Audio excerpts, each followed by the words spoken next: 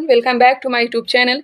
इस वीडियो में हम लोग देखेंगे बिहार दरोगा प्रीवियस ईयर क्वेश्चन और कंप्लीट करेंगे फिजिक्स को। 2008 से अब तक जितने भी प्रश्न पूछे गए हैं फिजिक्स से रिलेटेड उसे इस वीडियो में कंप्लीट करने का प्रयास करेंगे।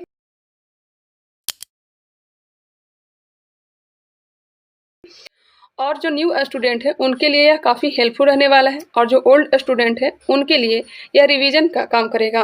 तो चलिए इस वीडियो को प्रारंभ करते हैं। वीडियो पसंद आता है तो लाइक करिएगा, कमेंट करके लेकिन ज़रूर बताइएगा। अभी तक हमारे चैनल को सब्सक्राइब नहीं किया है तो सब्सक्राइब कर लीजिए। जो क्वेश्चन पूछा गया है उससे संबंधित और भी प्रश्न को हम लोग देखते चलेंगे। फिलहाल 2008 में पूछे गए प्रश्न। फर्स्ट नंबर क्वेश्चन, डायनेमो वह यंत्र है जो निम्न को परिवर्तित करता है। डायनेमो यांत्रिक ऊर्जा को विद्युत ऊर्जा में चेंज करता है। इससे संबंधित और भी देख लीजिए, जैसे कि विद्युत मोटर जो हो गए विद्युत ऊर्जा को यांत्रिक ऊर्जा में बदलता है। सोलर सेल सौर ऊर्जा को विद्युत ऊर्जा में। सितार या फिर गिटार यांत्रिक ऊर्जा को ध्वनि ऊर्जा में। विद्युत सेल रासायनिक ऊर्जा को विद्युत ऊर्जा में बदलता है। माइक्रोफोन ध्वनि ऊर्जा को विद्युत ऊर्जा में बदलता है। लाउड स्पीकर की बात की जाए तो यह भी विद्युत ऊर्जा को ध्वनि ऊर्जा में बदलता है। ट्यूबलाइट या फिर विद्युत बल्ब विद्युत ऊर्जा को प्रकाश ऊर्जा में। मोमबत्ती जो हो गया रासायनिक ऊर्जा को प्रकाश एवं ऊष्मा ऊर्जा में। जो भी प्रश्न पूछे गए थे उससे रिलेटेड और भी प्रश्न को हमने देख लिया। क्वेश्चन है, अल्बर्ट आइंस्टीन थे एक प्रसिद्ध है। अल्बर्ट आइंस्टीन कौन थे? तो यह एक भौतिक शास्त्री थे। इनका जन्म 14 मार्च 1879 को हुआ था। वही मृत्यु 18 अप्रैल 1955 को हुआ था। यह जर्मन मूल के भौतिक विज्ञानी थे। इन्हें आधुनिक भौतिकी का जनक माना जाता है। आधुनिक भौतिकी का जनक इन्हें माना जाता है तो अल्बर्ट आइंस्टीन को सापेक्षता का सिद्धांत और द्रव्यमान ऊर्जा तुल्यता का सूत्र E=mc² के लिए जाना जाता है। उन्होंने क्वांटम यांत्रिकी के सिद्धांत में भी महत्वपूर्ण योगदान दिया। 1921 ईस्वी में इन्हें भौतिकी का नोबेल पुरस्कार दिया गया। किस लिए दिया गया था? तो प्रकाश विद्युत प्रभाव के लिए आइंस्टीन को नोबेल पुरस्कार 1921 में दिया गया। ये पॉइंट आप लोग ध्यान रखेंगे। आइंस्टीन ने 3 प्रमुख सिद्धांत दिए थे। कौन कौन सा? तो विशिष्ट सापेक्षता का सिद्धांत, प्रकाश विद्युत प्रभाव का सिद्धांत, द्रव्यमान ऊर्जा समतुल्यता का सिद्धांत E=mc²। अब जानिए प्रकाश विद्युत प्रभाव है क्या? तो धातु के प्लेट पर निश्चित ऊर्जा के आघात के कारण धातु का प्लेट इलेक्ट्रॉन का उत्सर्जन करने लगता है। इसी घटना को प्रकाश विद्युत प्रभाव कहते हैं। प्रकाश विद्युत प्रभाव की खोज सर्वप्रथम किसने किया था? तो यह किया था हर्ट्ज ने। चलिए नेक्स्ट क्वेश्चन पे आ जाइए। क्वेश्चन नंबर 3, निम्न यंत्र से विद्युत धारा का मापन करते हैं। विद्युत धारा का मापन करते हैं एमीटर से। किससे? एमीटर से। इसमें एक पैमाना होता है जिसकी सहायता से धारा का मान एम्पियर में ज्ञात किया जाता है। एक आदर्श अमीटर का प्रतिरोध 0 होता है। एक आदर्श अमीटर का प्रतिरोध 0 होता है। अमीटर को हमेशा विद्युत परिपथ के श्रेणी क्रम में लगाया जाता है। अमीटर को श्रेणी क्रम में, वही वोल्ट मीटर को समानांतर क्रम में लगाया जाता है। अब इसको भी जान लीजिए, वोल्ट मीटर को भी इसका इस्तेमाल विभवांतर ज्ञात करने में किया जाता है। हमेशा समानांतर क्रम में जोड़ा जाता है। वोल्ट मीटर का प्रतिरोध अनंत होता है। अमीटर का 0 होता है जबकि इसका जो प्रतिरोध होता है यह अनंत होता है। वोल्ट मीटर को पोटेंशियोमीटर भी कहा जाता है। चलिए आगे बढ़ते हैं। क्वेश्चन नंबर 4, जब किसी माध्यम का ताप बढ़ता है तो उस माध्यम में प्रकाश का वेग, यहाँ पे बात हो रही है प्रकाश के बारे में, तो यह अपरिवर्तित रहता है। अगर ध्वनि के बारे में पूछा जाता तो ताप के बढ़ने से ध्वनि का वेग भी क्या होता है? बढ़ता है। लेकिन यहाँ पे प्रकाश के बारे में पूछा जा रहा है तो अपरिवर्तित रहता है। जब किसी माध्यम का ताप बढ़ता है तो उस माध्यम में प्रकाश अपरिवर्तित रहता है। प्रकाश की चाल माध्यम के ताप से स्वतंत्र रहता है।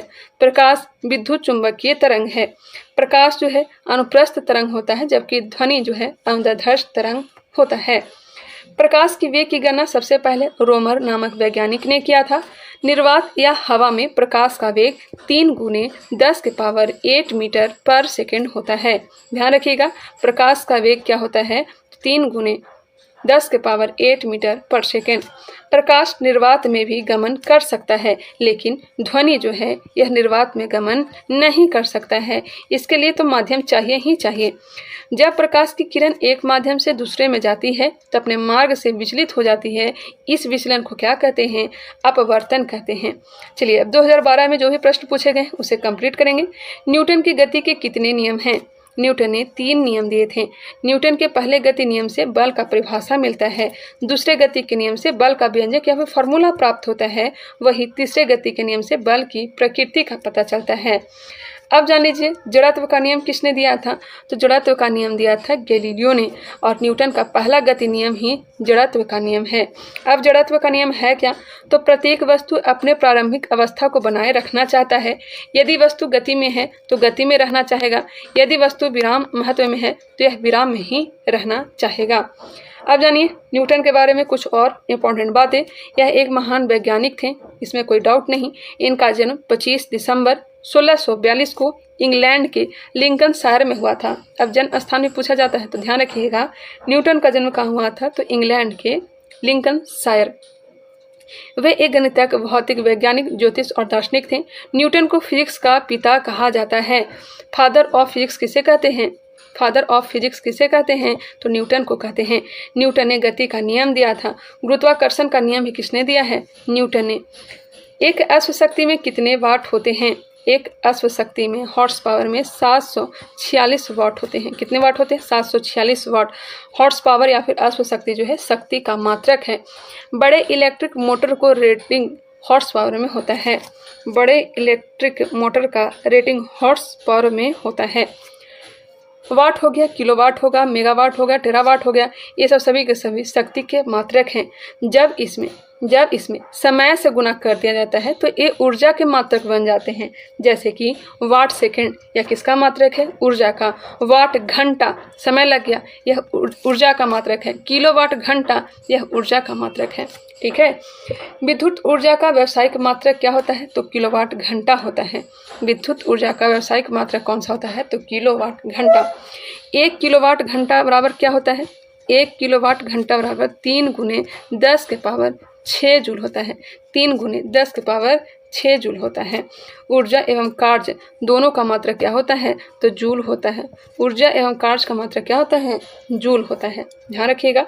फ़ारेनहाइट तापमापी ऊपरी तथा निचली बिंदु के मध्य कितना अंतराल होता है। ऊपरी तथा निचली मतलब कह सकते हैं हिमांक और क्वथनांक, ये दोनों के बीच का अंतर कितना होता है, तो होता है 180 डिग्री। अब यहाँ पर डिटेल से जान लेते हैं। जैसे कि सेल्सियस पैमाना, इसका आविष्कारक कौन थे, तो स्वीडन के वैज्ञानिक सेल्सियस ने किया था। इसका हिमांक बिंदु जो है 0 डिग्री सेल्सियस, और सेल्सियस में बात की जाए क्वथनांक तो 100 डिग्री सेल्सियस।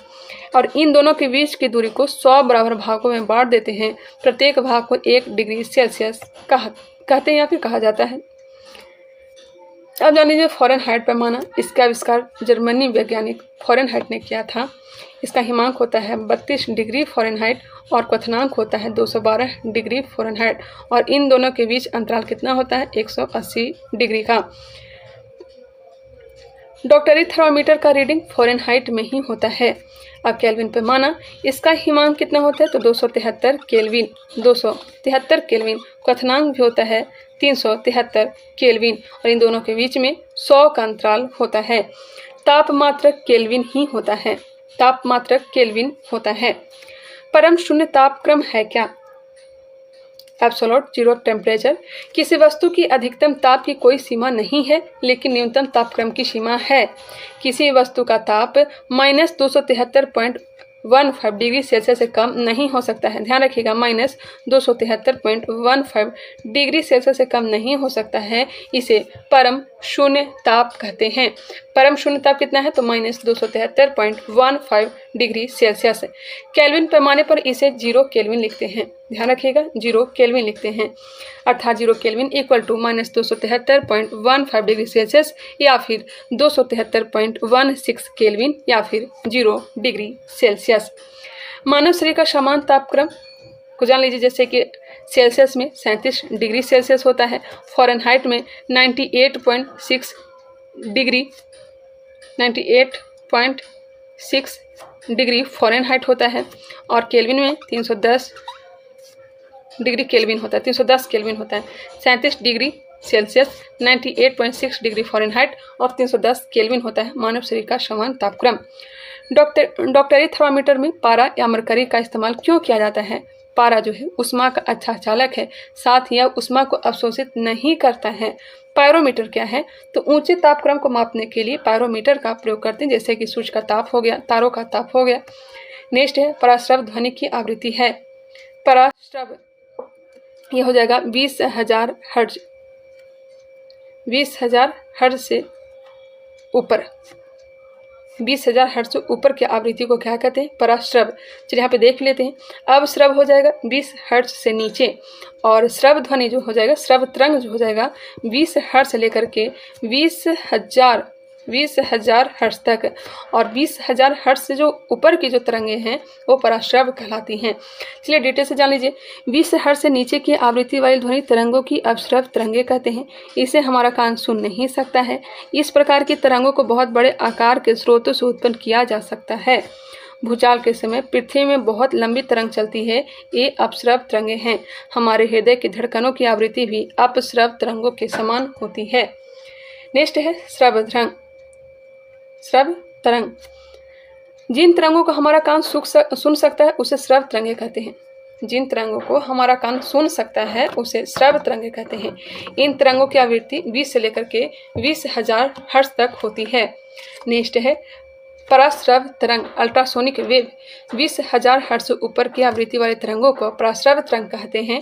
मनुष्य के कान इसे नहीं सुन सकता है, परंतु कुछ जानवर जैसे कुत्ता, बिल्ली, चमगादड़ इसे सुन सकता है। इन तरंगों को गाल्टन की सीटी के द्वारा तथा दाब विद्युत प्रभाव की विधि द्वारा क्वार्ट्ज के क्रिस्टलों के कंपन से उत्पन्न किया जा सकता है। ध्यान रखिएगा, पराश्रव तरंग को कैसे उत्पन्न करते हैं? तो गाल्टन की सीटी द्वारा, दाब विद्युत प्रभाव की विधि द्वारा, क्वार्ट्ज के क्रिस्टल के कंपन द्वारा इसे उत्पन्न किया जा सकता है। इन तरंगों की आवृत्ति बहुत ऊंची होने के कारण ये अपने साथ बहुत ऊर्जा ले जाती है। साथ ही इनकी तरंग दैर्ध्य बहुत छोटी होती है। इसी कारण एक पतले किरण पुंज के रूप में बहुत दूर तक भेजा जा सकता है। इन गुणों के कारण इन तरंगों के अनेक लाभदायक उपयोग हैं, जैसे कि संकेत भेजने में, समुद्र की गहराई का पता लगाने में, गठिया रोग के उपचार में, मस्तिष्क के ट्यूमर का पता लगाने में, कीमती कपड़ों, वायुयान और कल पुर्जों को साफ करने में, कल कारखानों की चिमनियों से कालिख हटाने में, दूध के अंदर के हानिकारक जीवाणुओं को नष्ट करने में, घड़ियों को सफाई करने में, यह समय किसका प्रयोग करते हैं? पराश्रव तरंग का। समुद्र की गहराई पता करने के लिए सोनार का प्रयोग किया जाता है। सोनार जो है प्रकाश के परावर्तन सिद्धांत पर काम करता है। ध्यान रखिएगा, सोनार जो है प्रकाश के परावर्तन सिद्धांत पर काम करता है।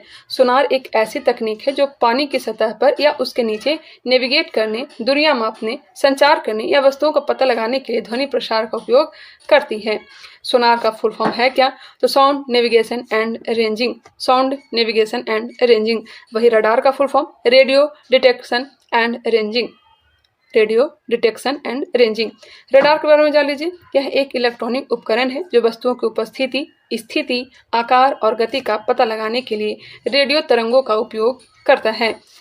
रडार रेडियो इको के सिद्धांत पर काम करता है, मतलब ध्वनि के परावर्तन के सिद्धांत पर कार्य करता है। नेक्स्ट है FPS, पृथ्वी में द्रव्यमान की इकाई है। द्रव्यमान FPS। FPS यह हो जाएगा पाउंड। पी से क्या हो जाएगा? पाउंड। द्रव्यमान का इकाई क्या हो गया? पाउंड हो गया। समय का सेकंड हो गया। चलिए नेक्स्ट क्वेश्चन है, और लंबाई का यहाँ पे फुट दिया हुआ है। हाँ, फुट, पाउंड और सेकंड। नेक्स्ट है 2012 में पूछे गए प्रश्न। डिटर्जेंट किस सिद्धांत पर सतहों की सफाई करते हैं? डिटर्जेंट किस सिद्धांत पर सतहों की सफाई करते हैं? तो यह हो जाएगा पृष्ठ तनाव। पृष्ठ तनाव है क्या? सरफेस टेंशन है क्या? द्रव से स्वतंत्र पृष्ठ में कम से कम क्षेत्रफल प्राप्त करने की प्रवृत्ति होती है, जिसके कारण उसका पृष्ठ सदैव तनाव की स्थिति में रहती है। इसे ही पृष्ठ तनाव कहते हैं। इसका एसआई मात्रक न्यूटन पर मीटर या फिर जूल प्रति वर्ग मीटर होता है। द्रव का ताप बढ़ने पर पृष्ठ तनाव कम हो जाता है। जैसे जैसे टेम्परेचर बढ़ाएंगे पृष्ठ तनाव कम होते चला जाता है। द्रव का ताप बढ़ने पर पृष्ठ तनाव कम हो जाता है। अब नेक्स्ट है पृष्ठ तनाव से पूछे जाने वाले प्रश्न। वर्षा के बूंद गोलाकार होता है किसके कारण से? तो पृष्ठ तनाव के कारण से ही होता है। गर्म सूप स्वादिष्ट लगता है क्योंकि गर्म द्रव का पृष्ठ तनाव कम होता है, जिससे वह जीभ के ऊपर सभी भागों में अच्छी तरह फैल जाता है। पानी पर मच्छरों के लार्वा तैरते रहते हैं, परंतु पानी में मिट्टी का तेल छिड़क देने पर उसका पृष्ठ तनाव कम हो जाता है, जिससे लार्वा पानी में डूबकर मर जाता है। पतली सुई पृष्ठ तनाव के कारण ही पानी पर तैराई जा सकती है। साबुन, डिटर्जेंट आदि जल का पृष्ठ तनाव कम कर देते हैं, अतः वे मैल में गहराई तक चले जाते हैं, जिससे कपड़ा ज़्यादा साफ होता है। यह सब पृष्ठ तनाव के क्या हैं? यह सब पृष्ठ तनाव के उपयोग हैं। कहाँ कहाँ उपयोग हो सकता है या फिर पृष्ठ तनाव के कारण क्या हो सकते हैं, जैसे कि वर्षा का बूंद गोलाकार होना। गर्म सूप जो है स्वादिष्ट किसके कारण से लगता है? तो पृष्ठ तनाव के कम हो जाने के कारण लगता है। पानी पर मच्छर के लार्वा तैरते रहते हैं, परंतु इसमें मिट्टी का तेल छिड़क देने से पृष्ठ तनाव कम हो जाता है, इस कारण से लार्वा पानी में डूबकर मर जाते हैं। सुई जो है, पतली सुई, यह पानी पर तैर जाती है, किसके कारण से? तो पृष्ठ तनाव के कारण से ही। साबुन, डिटर्जेंट आदि से कपड़ा साफ हो जाता है, क्यों हो जाता है? तो पृष्ठ तनाव कम कर देता है, इस कारण से ही। तो चलिए आगे बढ़ते हैं। अब श्यानता के बारे में जान लीजिए। यह केवल तरल का वह गुण है जिसके कारण तरल के विभिन्न परतों के मध्य आपेक्षिक गति का विरोध करता है, यह श्यानता कहलाता है। श्यान बल है क्या? किसी द्रव या गैस की दो क्रमागत परतों के बीच उनकी अपेक्षिक गति का विरोध करने वाले घर्षण बल को श्यान बल कहते हैं। श्यानता केवल द्रवों तथा गैसों का गुण है, या जो है श्यानता ठोस में नहीं देखने को मिलता है। श्यानता मतलब कह सकते हैं गाढ़ापन। द्रवों में श्यानता अणुओं के मध्य लगने वाले संसंजक बलों के कारण होती है। ठोसों में श्यानता नहीं होती है। गैसों में श्यानता द्रवों की तुलना में बहुत कम होती है। एक आदर्श तरल की श्यानता शून्य होती है। एक आदर्श तरल की श्यानता क्या होती है? शून्य होती है। ताप बढ़ने पर द्रवों की श्यानता घट जाती है, परंतु गैसों की बढ़ जाती है। जैसे जैसे ताप बढ़ता है, द्रवों की श्यानता घट जाती है, परंतु गैस की बढ़ जाती है। श्यानता का एसआई मात्रक डेकापॉइज या पॉइजली या पास्कल सेकेंड है। ध्यान रखिएगा, श्यानता का एसआई मात्रक क्या है? तो डेकापॉइज या पॉइजली। इसका और भी मात्रक है, जैसे कि पास्कल सेकेंड। अब प्रत्यास्था क्या है? इलास्टिसिटी। यह पदार्थों का वह गुण है जिसके कारण वस्तु उस पर लगाए गए बाहरी बल से उत्पन्न किसी भी प्रकार के परिवर्तन का विरोध करती है। जैसे ही बल हटा दिया जाता है तो वह अपने पूर्व अवस्था में वापस आ जाती है। जो वस्तु परिवर्तन का जितना अधिक विरोध करेगा वह इतना ही ज़्यादा इलास्टिक माना जाता है। जैसे स्टील रबर से ज़्यादा इलास्टिक होता है। स्टील जो है रबर से ज़्यादा इलास्टिक होता है। नेक्स्ट है उत्प्लावन बल। उत्प्लावन बल क्या है? तो यह द्रव का वह गुण है जिसके कारण वस्तुओं पर ऊपर की ओर एक बल लगता है, जिसे उत्प्लावक बल कहते हैं। यह बल वस्तुओं द्वारा हटाए गए द्रव के गुरुत्व केंद्र पर कार्य करता है, जिसे उत्प्लावन केंद्र कहा जाता है। उत्प्लावक बल द्रव में डूबी वस्तु के आयतन एवं द्रव के घनत्व पर निर्भर करता है। पिंड जब द्रव में पूर्णतः डूब जाता है तो उत्प्लावक बल का मान अधिकतम हो जाता है। उत्प्लावक बल का मान ठोस वस्तु की प्रकृति एवं भार पर निर्भर नहीं करता है। उत्प्लावक बल जो है ठोस वस्तु की प्रकृति एवं भार पर निर्भर नहीं करता है। उत्प्लावक बल का नियम किसने दिया था? आर्किमिडीज ने। उत्प्लावक बल का नियम किसने दिया था? आर्किमिडीज ने। आर्किमिडीज का सिद्धांत क्या है? जब कोई वस्तु किसी द्रव में पूरी अथवा आंशिक रूप से डुबाई जाती है तो उसके भार में कमी का आभास होता है। भार में यह आभासी कमी वस्तु द्वारा हटाए गए द्रव के भार के बराबर होता है। नेक्स्ट है पलवन के नियम। संतुलित अवस्था में तैरने पर वस्तु अपने भार के बराबर द्रव स्थापित करती है। ठोस का गुरुत्व केंद्र तथा हटाए गए द्रव के गुरुत्व केंद्र दोनों ही एक ही ऊर्ध्वाधर रेखा में होने चाहिए। वस्तु का भार वस्तु द्वारा हटाए गए द्रव के भार के बराबर होना चाहिए। नेक्स्ट है समान जल की अपेक्षा समुद्री जल का घनत्व अधिक होता है, इसलिए उसमें तैरना आसान होता है। वॉन झील और मृत सागर में नमक अधिक होने के कारण उसे मनुष्य डूबता नहीं है। यदि एक नाव नदी से तैरते हुए समुद्र में जाएगा तो नाव नदी के पीछे समुद्र में ऊपर उठ जाएगा। जब बर्फ पानी के ऊपर तैरती है तो उसके आयतन का एक भाग पानी के ऊपर रहता है और 9 भाग पानी के नीचे। एक भाग पानी के ऊपर और 9 भाग पानी के नीचे। किसी बर्तन में पानी भरा है और उस पर बर्फ तैर रही है। जब बर्फ पूरी तरह पिघल जाएगी तो पात्र में पानी का तल बढ़ता नहीं है, लेकिन समान ही रहता है। ये सब पे गौर करते चलिएगा आप लोग। अपेक्षित घनत्व को हाइड्रोमीटर से मापा जाता है, जबकि अपेक्षित आर्द्रता को हाइग्रोमीटर से जबकि अपेक्षित घनत्व को हाइड्रोमीटर से मापा जाता है। दूध की शुद्धता को लैक्टोमीटर से मापा जाता है। बहुत सारे यहाँ पे दिया गया है, इसलिए मैं ज़्यादा डिस्कशन नहीं करवा पाऊंगी, लगातार से इसे कंप्लीट करवाते चलूंगी, आप लोग बस ध्यान देते चलेंगे। निम्नलिखित में से कौन सी धातु विद्युत की सुचालक है? विद्युत की सुचालक चांदी है। यहाँ पर सबसे ज़्यादा जो है विद्युत का सुचालक यह कौन सा है? तो चांदी है। चांदी हल्का उजला रंग का होता है जिससे आभूषण बनाया जाता है। उसका सबसे अच्छा चालक तांबा होता है। मनुष्य द्वारा खोजा गया पहली धातु तांबा था। सोना, यह सबसे अधिक आघात वर्णीय एवं तान्य होता है। सोना जो है पीला रंग का होता है। इसका इस्तेमाल आभूषण बनाने में किया जाता है। शुद्ध सोना 24 कैरेट का होता है। 18 कैरेट सोने में 75% ही सोना होता है, बाकी 25% तांबा मिला होता है। शुद्ध सोने का आभूषण नहीं बनाया जा सकता क्योंकि शुद्ध सोना काफ़ी मुलायम होता है। सोने में कठोरता प्रदान करने के लिए इसमें तांबा मिलाया जाता है। धातु की शुद्धता को हॉल मार्क से ज्ञात किया जाता है। एग मार्क क्या है? तो यह कृषि उत्पादों पर लगाया जाता है। Egg mark. इको मार्क क्या है? तो यह पर्यावरण अनुकूल उत्पाद पर लगाया जाता है। नेक्स्ट है ट्रेडमार्क। ट्रेडमार्क एक प्रकार का प्रतीक, शब्द, वाक्यांश या डिजाइन या इन सभी का संयोजन होता है। इसका इस्तेमाल किसी कंपनी की वस्तुओं या सेवाओं को दूसरे से अलग पहचान के लिए दिया जाता है। ट्रेडमार्क भौतिक संपदा अधिकार IPR के तहत संरक्षित है। नेक्स्ट है क्वेश्चन नंबर 12। 3D फिल्म देखने के लिए प्रयुक्त चश्मे में होते हैं। 3D फिल्म देखने के लिए प्रयुक्त चश्मे में होते हैं तो क्या होते हैं? पोलराइड होते हैं। क्या होते हैं? पोलराइड। पोलराइड का उपयोग तीव्रता को नियंत्रित करने के लिए किया जा सकता है। धूप के चश्मे के कांच आदि में पोलराइड का उपयोग फोटोग्राफिक कैमरों और 3D चलचित्र कैमरों में किया जाता है। एक पोलराइड 3D प्रणाली एक निश्चित विशिष्ट कोण पर प्रत्येक आंख तक पहुंचने वाले प्रकाश को सीमित करके त्रियामी छवियों का भ्रम बनाने के लिए पोलराइड चश्मे का उपयोग करता है। नेक्स्ट है 2018 में पूछे गए प्रश्न। कौन सा संयंत्र तरल पदार्थों के विशिष्ट गुरुत्व को मापता है?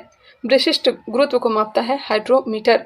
हाइड्रोमीटर ऐसा उपकरण है जो तरल पदार्थ के विशिष्ट गुरुत्व को मापता है। यह क्वेश्चन दोबारा से रिपीट भी हुआ है। विशिष्ट गुरुत्व यह अपेक्षित घनत्व वस्तु का घनत्व एवं जल के घनत्व का अनुपात है। विशिष्ट गुरुत्व यह अपेक्षित घनत्व वस्तु का घनत्व एवं जल के घनत्व का अनुपात है। हाइग्रोमीटर से वायुमंडलीय व्याप्त आर्द्रता मापी जाती है। ग्रेविमीटर क्या है? तो पृथ्वी के गुरुत्वाकर्षण क्षेत्र में भिन्नता को मापने के लिए इस्तेमाल किया जाने वाला एक संवेदनशील उपकरण है। हिप्सोमीटर, इसका इस्तेमाल समुद्र तल से ऊंचाई मापने में किया जाता है। स्क्रू गेज से बारीक तारों के व्यास को मापा जाता है और रेन गेज से वर्षा को मापा जाता है। गायरोस्कोप से घूमती हुई वस्तुओं की गति ज्ञात करते हैं। गायरोस्कोप से घूमती हुई वस्तु की गति ज्ञात करते हैं। क्वेश्चन नंबर है 14। कुछ नहीं में कुछ का सर्जन किस नियम के विरुद्ध है? तो हो जाएगा द्रव्यमान ऊर्जा का संरक्षण। द्रव्यमान ऊर्जा का संरक्षण, ये भी क्वेश्चन रिपीट हुआ है। द्रव्यमान ऊर्जा का संरक्षण का नियम कहता है कि द्रव्यमान और ऊर्जा एक दूसरे के तुल्य हैं। इसका मतलब है कि ऊर्जा को द्रव्यमान में और द्रव्यमान को ऊर्जा में बदला जा सकता है। इसलिए किसी निकाय के लिए द्रव्यमान ऊर्जा संयुक्त रूप से संरक्षित रहती है। इस नियम को समीकरण E = mc² से व्यक्त किया जा सकता है। यह नियम आइंस्टीन ने दिया था। किसने दिया था? आइंस्टीन ने दिया था। कुछ नहीं में से कुछ का सर्जन द्रव्यमान ऊर्जा का संरक्षण नियम के विरुद्ध है। द्रव्यमान ऊर्जा संरक्षण सिद्धांत यह बताता है कि द्रव्यमान का क्षय नहीं होता है। द्रव्यमान किसी तत्व में एक समान ही बना रहता है, चाहे किसी स्थान पर उसे रखा जाए। ऊर्जा संरक्षण का सिद्धांत भी यह बताता है कि ऊर्जा की कुल मात्रा नियत रहती है। ऊर्जा न तो उत्पन्न की जा सकती है और न ही नष्ट की जा सकती है। ऊर्जा केवल एक रूप से दूसरे रूप में परिवर्तित की जा सकती है। संवेग संरक्षण का नियम। संवेग संरक्षण का नियम, यह नियम कहता है कि अगर किसी वस्तु पर कोई बाहरी बल न लगे तो उस वस्तु का संवेग स्थिर रहता है। रॉकेट का उड़ना संवेग संरक्षण के सिद्धांत पर कार्य करता है। यह न्यूटन के तीसरा गति नियम से भी संबंधित है। नेक्स्ट क्वेश्चन है, समय के साथ वेग में परिवर्तन को किससे परिभाषित किया गया है? समय के साथ वेग में परिवर्तन क्या कहलाता है? त्वरण कहलाता है। क्या कहलाता है? त्वरण। नेक्स्ट है, इसके बारे में डिटेल यहाँ पे दिया गया है। अंतिम वेग प्रारंभिक वेग से अगर अधिक हो तब क्या होगा? गति त्वरित हो जाएगा। अंतिम वेग और प्रारंभिक वेग बराबर हो जाएगा तो गति एक समान बना हुआ रहेगा। अंतिम वेग प्रारंभिक वेग से कम हो जाएगा तो क्या होगा? तो गति मंदित हो जाएगा। ऋणात्मक त्वरण को मंदक कहा जाता है। ऋणात्मक त्वरण को क्या कहा जाता है? मंदन कहा जाता है। त्वरण का एसआई मात्रक मीटर प्रति वर्ग मीटर होता है। वृत्ताकार पथ पर एक समान गति त्वरित गति का उदाहरण होता है। बल द्रव्यमान एवं त्वरण का गुणनफल होता है। बल द्रव्यमान एवं त्वरण का गुणनफल होता है। F = ma = संवेग में परिवर्तन की दर। बल का एसआई मात्रक न्यूटन होता है एवं सीजीएस मात्रक डाइन होता है। कार्य बल एवं विस्थापन का अदिश गुणनफल होता है। W = F × S। कार्य एवं ऊर्जा का एसआई मात्रक जूल होता है एवं सीजीएस मात्रक वर्ग होता है। कार्य एवं ऊर्जा का एसआई मात्रक क्या होता है? तो जूल होता है। कार्य एवं ऊर्जा का एसआई मात्रक जूल होता है, वर्ग नहीं अर्ग होगा, अर्ग। नेक्स्ट है धारा प्रवाह वाले चालक के चारों ओर किस प्रकार का चुंबकीय क्षेत्र उत्पन्न होता है? धारा प्रवाह वाले चालक के चारों ओर किस प्रकार का चुंबकीय क्षेत्र उत्पन्न होता है? ते होता है चुंबकीय क्षेत्र। धारा प्रवाह वाले चालक के चारों ओर चुंबकीय क्षेत्र उत्पन्न होता है। ऑस्टेड ने, किसने? ऑस्टेड ने सर्वप्रथम यह बताया कि किसी चालक तार से यदि विद्युत धारा प्रवाहित की जाती है तो उसके चारों ओर स्वतः ही चुंबकीय क्षेत्र उत्पन्न हो जाता है। किसने बताया था? ऑस्टेड ने। आवेश यदि विराम में है तो केवल विद्युत क्षेत्र उत्पन्न करता है। आवेश गति में है तो विद्युत क्षेत्र और चुंबकीय क्षेत्र उत्पन्न करता है। क्वेश्चन नंबर 17, चिमनी से धुआं किस सिद्धांत से बाहर निकलता है? चिमनी से धुआं किस सिद्धांत से बाहर निकलता है? तो हो जाएगा संवहन। संवहन इससे रिलेटेड और भी दिया गया है। धुआं गर्म होने के कारण घनत्व कम होने से हल्की होती है एवं ऊपर उठती है। वहीं ऊपर की ठंडी धुआं ठंडी होने के कारण भारी होती है जो नीचे की ओर गति करती है। यह संवहन की प्रक्रिया है। धुआं एरोसॉल कोलाइड है। क्या है? एरोसॉल कोलाइड है। यह गैस माध्यम में ठोस का मिश्रण है। गैस माध्यम में ठोस का मिश्रण है। वाष्पीकरण की प्रक्रिया में द्रव गैस में परिवर्तित होता है। वायुमंडल भी संवहन विधि द्वारा ही गर्म होता है। सूर्य से पृथ्वी तक ऊष्मा किस विधि द्वारा पहुंचता है? तो विकिरण विधि द्वारा।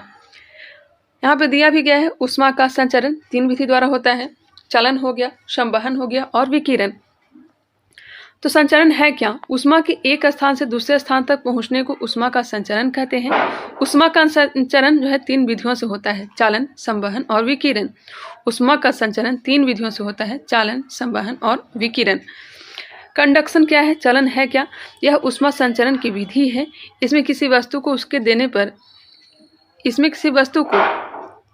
उसका देने पर मतलब उसका ताप देने पर वस्तु का कण पहले खुद को अरेंज करता है। उसके बाद कण अपना ऊर्जा आगे वाले कण को बढ़ा देता है, लेकिन कण खुद आगे नहीं बढ़ता है। और यह चालन विधि जो होता है यह केवल और केवल किस में होता है? तो ठोस में होता है। कहाँ होता है? ठोस में। अपवाद याद रखिएगा, पारा। पारा जो है एक तरल है, फिर भी इसमें ऊष्मा का संचलन चालन विधि से होता है। पारा जो है तरल है, लेकिन इसमें ऊष्मा का संचलन चालन विधि से होता है। नेक्स्ट है संवहन, कन्वेक्शन। यह ऊष्मा संचरण की ऐसी विधि है जिसमें ऊष्मा का संचरण कणों के स्थानांतरण से होता है। गैसों एवं द्रवों में ऊष्मा का संचरण संवहन द्वारा ही होता है। वायुमंडल भी संवहन विधि के द्वारा ही गर्म होता है। चालन और संवहन विधि से ऊष्मा के संचरण के लिए माध्यम की आवश्यकता होती है। याद रखिएगा, चालन और संवहन विधि से ऊष्मा गर्म होने के लिए, ऊष्मा के संचरण के लिए माध्यम की आवश्यकता होती है। ऊष्मा के संचरण के लिए माध्यम की आवश्यकता होती है, जबकि विकिरण के लिए माध्यम की आवश्यकता नहीं होती है। विकिरण है क्या? तो यह ऊष्मा संचरण की एक ऐसी विधि है जिसमें ऊष्मा संचरण के लिए किसी माध्यम की आवश्यकता नहीं होती है। जैसे कि सूर्य से पृथ्वी तक प्रकाश विकिरण विधि से ही आता है। सूर्य से पृथ्वी तक प्रकाश को पहुंचने में लगभग 500 सेकंड 8 मिनट 16 सेकंड का समय लगता है। नेक्स्ट है 2018 में पूछे गए प्रश्न। कौन से भौतिक मात्रा जड़त्व का मापन है? जड़त्व का मापन हो जाएगा द्रव्यमान। किसी वस्तु का द्रव्यमान अधिक होने पर उसका जड़त्व अधिक होगा और किसी वस्तु का द्रव्यमान कम होने पर उसका जड़त्व भी कम होगा। एक ट्रक और साइकिल में ट्रक का जड़त्व अधिक होगा। द्रव्यमान किसे कहते हैं? मास किसे कहते हैं? द्रव्यमान किसी वस्तु या कण में पदार्थ की मात्रा है। द्रव्यमान की मानक इकाई किलोग्राम होता है। यह अदिश राशि है। द्रव्यमान कभी भी नहीं बदलता है। याद रखिएगा, द्रव्यमान कभी भी नहीं बदलता, लेकिन भार जो है बदलते रहता है। भार के बारे में भी दिया गया है। किसी वस्तु पर पृथ्वी पर गुरुत्वाकर्षण के माप को भार या वजन कहते हैं। भार एक प्रकार का बल है। भार की एसआई इकाई बल की एसआई इकाई के बराबर होती है। भार को W से लिखा जाता है। भार का मात्रक न्यूटन होता है। भार W = mg, जहाँ m क्या है, द्रव्यमान है, और g क्या है, तो गुरुत्वाकर्षण है। भार का मान गुरुत्वीय त्वरण के ऊपर निर्भर करता है। भार का मान स्थान के साथ बदल जाता है। क्वेश्चन नंबर है 19, गतिज ऊर्जा का समीकरण कौन सा है? गतिज ऊर्जा बराबर काइनेटिक एनर्जी बराबर ½ mv²। स्थितिज ऊर्जा बराबर mgh। गतिज ऊर्जा किसी वस्तु में उसकी गति के कारण कार्य करने की जो क्षमता उत्पन्न हो जाती है उसे उस वस्तु को गतिज ऊर्जा कहते हैं। किसी वस्तु में उसके गति के कारण कार्य करने की जो क्षमता उत्पन्न हो जाती है उसे उस वस्तु की गतिज ऊर्जा कहते हैं। इसका एग्जाम्पल दिया गया है। एक लुढ़कता हुआ पत्थर, बांध या नदी से बहता हुआ पानी, बहती पवन, दौड़ता खिलाड़ी, धनुष से छूटा तीर कमान इत्यादि। अब स्थितिज ऊर्जा किसे कहेंगे? Potential energy. अपनी स्थिति या विन्यास के कारण वस्तु में समाहित ऊर्जा को स्थितिज ऊर्जा कहते हैं। जैसे कि बांध बनाकर इकट्ठा किए गए पानी की ऊर्जा, घड़ी के चाबी में संचित ऊर्जा, तनी हुई स्प्रिंग या कमानी की ऊर्जा, एक ओवरहेड टंकी में पानी, एक का स्टैचू जो एक इमारत पर लगा होता है उसमें स्थितिज ऊर्जा होगा। कहने का मतलब है कि ऊंचाई भी होना चाहिए। स्थितिज ऊर्जा के लिए ऊंचाई होना चाहिए। यहाँ दिया भी गया है m = द्रव्यमान, g = गुरुत्वीय त्वरण, तो इसमें द्रव्यमान होना चाहिए, गुरुत्व जनित त्वरण होना चाहिए और हाइट होना चाहिए। जहाँ गतिज ऊर्जा एवं स्थितिज ऊर्जा दोनों होता है, कहाँ होता है? तो छत पर दौड़ता लड़का, इसमें गतिज ऊर्जा और स्थितिज ऊर्जा दोनों होता है। तो कह सकते हैं कि इसमें कौन सा ऊर्जा है? यांत्रिक ऊर्जा है। उड़ते हवाई जहाज में व्यक्ति, इसमें भी गतिज ऊर्जा और स्थितिज ऊर्जा दोनों है। बांध के जल में कौन सी ऊर्जा संग्रहित है? तो हो जाएगा स्थितिज ऊर्जा। व्याख्या ऊपर वाले पृष्ठ में दिया गया था, हमने करवा भी दिया। विभवांतर मापा जाता है तो वोल्ट मीटर द्वारा। आंख के किस भाग पर वस्तु का प्रतिबिंब बनता है? तो रेटिना पर।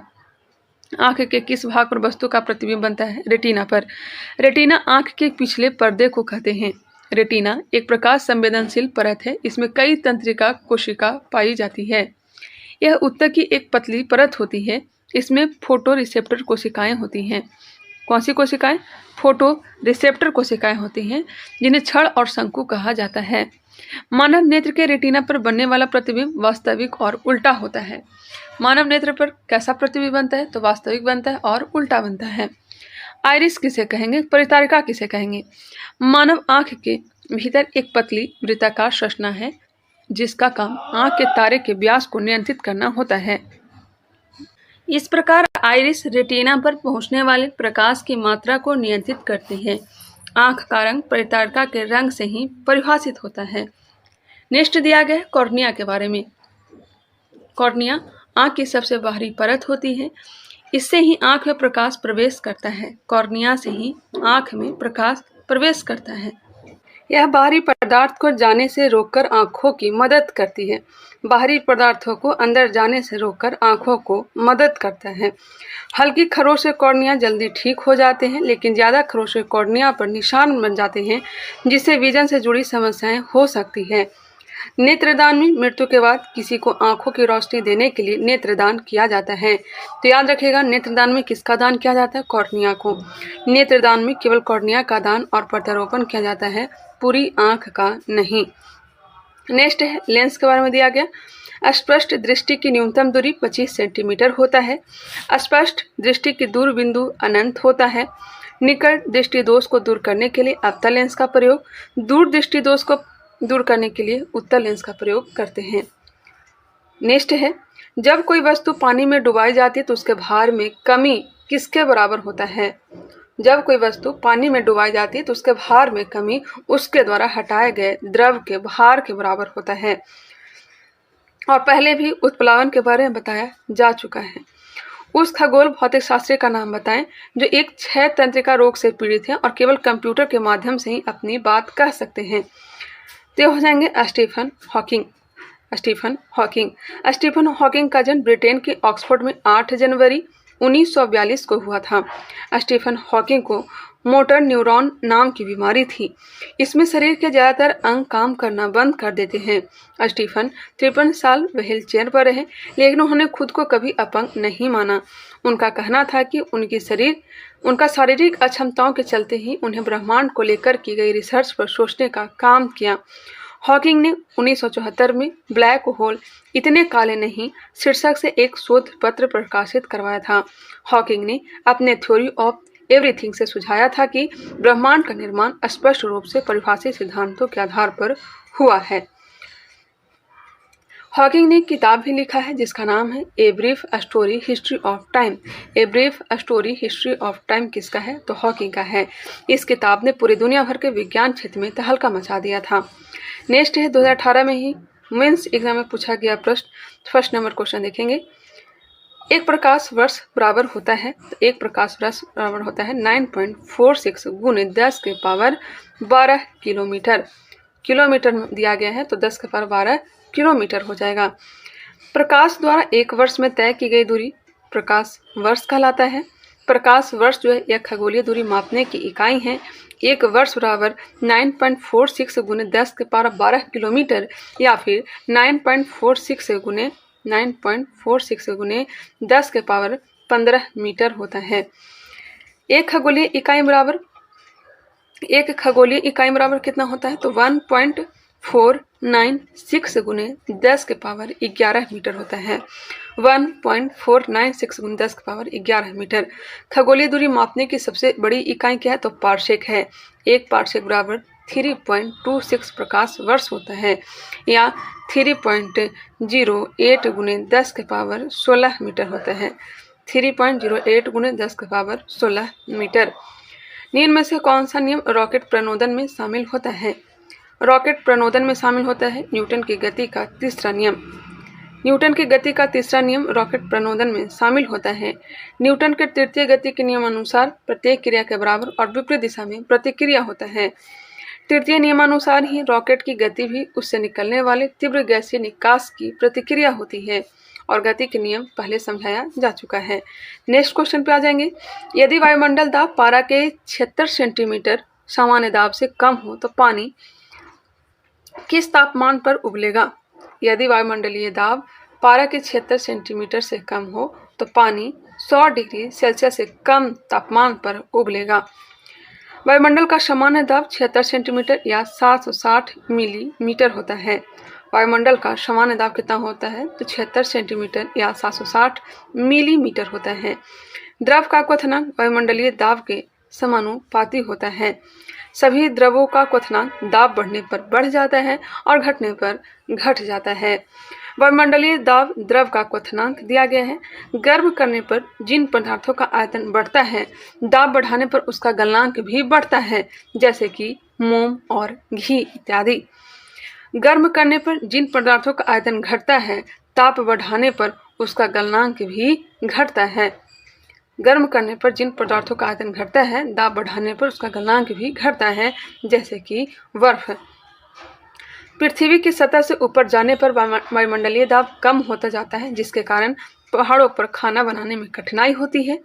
वायुमंडल में बैठे यात्री के फाउंटेन पेन से स्याही रिस जाती है। किस कारण से? तो वायुमंडलीय दाब कम हो जाने से।